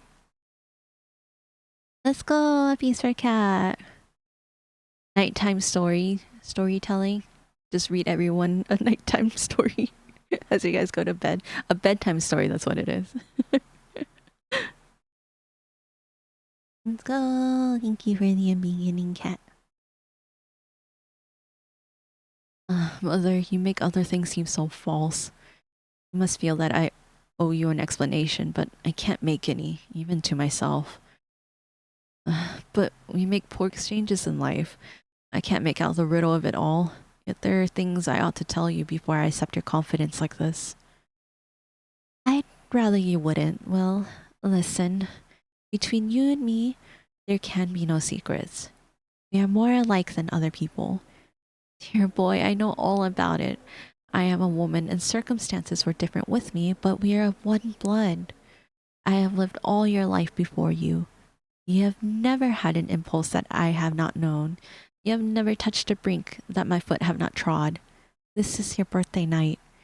24 years ago, I foresaw all of this. I was a young woman then, and I had hot battles of my own, and I felt your likeness to me. You are not like other babies. From the hour you were born, you were restless and discontented as I had been before you. You used to brace your strong little arms against mine and try to throw me off as you did tonight. Tonight, you have come back to me, just as you always did after you ran away to swim in the river that was forbidden to you, the river you loved because it was forbidden. You're tired and sleepy, just as you used to be then, only a little older, and a little paler, and a little more foolish. I never asked you where you had been then, nor will I now. You have come back to me, that's all in all to me. I know your possibility and limitation, as a composer know his instrument. Really sweet. I mean, no, we're big kids, but also I'm kind of down. I'm waking up now. I look at things I can give to my niece when she was born. Yes, let's go. Hello, Sumi. You heard a sarcoma. Wait, sarcoma? What? Hello, hello. How are you? I hope you're doing well. I hope you're having a good weekend so far. He found no answer that was worthy to give to talk like this. He had not found life easy once since he had lived by his wits. He had come to know poverty at close quarters. He had known what it was to be gay with an empty pocket, to wear violets in his buttonhole when he was not breakfasted, and all the hateful shams of the poverty of idleness. He had been a reporter on a big metropolitan daily, where men grind out their brains on paper until they have not one idea left and still grind on. He had worked in a real estate office where ignorant men were swindled. He had sung in a comic opera chorus and played Harris in an Uncle Tom's Cabin company and edited a socialist weekly. He had been dogged by debt and a hunger and grinding poverty until to sit here by a warm fire without concern as to how it would be paid for seemed unnatural. He looked up at her questioningly. I wonder if you know how much you pardon? Oh, my dear boy, much or little, what does it matter? Have you wandered so far and paid such a bitter price for knowledge, and not yet learned that love has nothing to do with pardon or forgiveness, that it only loves and loves and loves? They have not taught you well, the woman of your world. She leaned over and kissed him, as no woman had kissed him since he had left her. He drew a long reach of contentment. The old life, with all its bitterness and useless antagonism and flimsy sophistries, its brief delights that were always tinged with fear and distrust and unfaithful, that whole miserable, futile, swindled world of Bohemia seemed immeasurably distant and far away, like a dream that is over and done. And as the chimes rang joyfully outside, and sleep pressed heavily upon his eyes, he wondered dimly if the author of this sad little riddle of ours were not able to solve it after all, and if the potter would not finally mete out all his comprehensive justice, such as none but he could have, through his things of clay, which are made in his own patterns, weak or strong, for his own ends, and if someday we will not awaken and find that all evil is a dream, a mental distortion that will pass when the dawn shall break. That's the end of the story. That's kind of a sad story. I thought it was gonna be a little goofy because it was like the burglar's Christmas. I missed it. Can you read again? Nah, you can watch the VOD. That was a long one. I'm not reading that again. Oh. I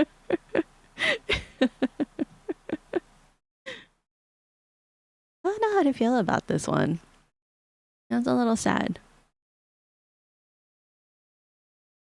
Uh, I hope you guys had fun. I think that's the last Christmas story I'll be reading. I wouldn't mind doing bedtime story nights though. If you guys are interested. Probably not on stream since I'd have to find public domain stuff. I can probably do it as like a Discord stream or something.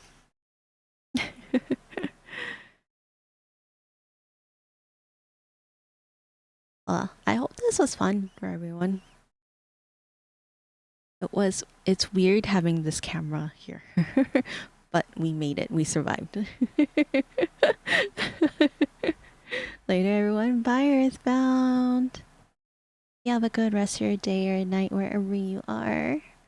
Yes, Merry Christmas. Merry Christmas to everyone. Or Happy Holidays. Okay. Thank you guys for hanging out and joining me in some Christmas time. Hopefully it was fun. I do have a dinner, family dinner tonight also, so I'm just like, we'll do the things.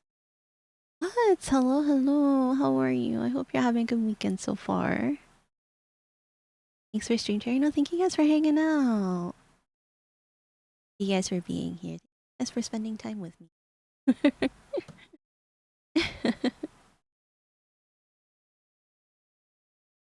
Let's see.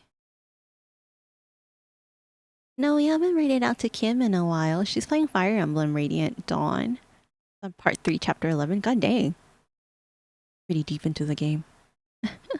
Merry Christmas and happy holidays. Yes. No stream tomorrow from me. So I'll see you guys next week. Ike! Yes. Okay, let me go ahead and get that started. Kim is super sweet. I love her.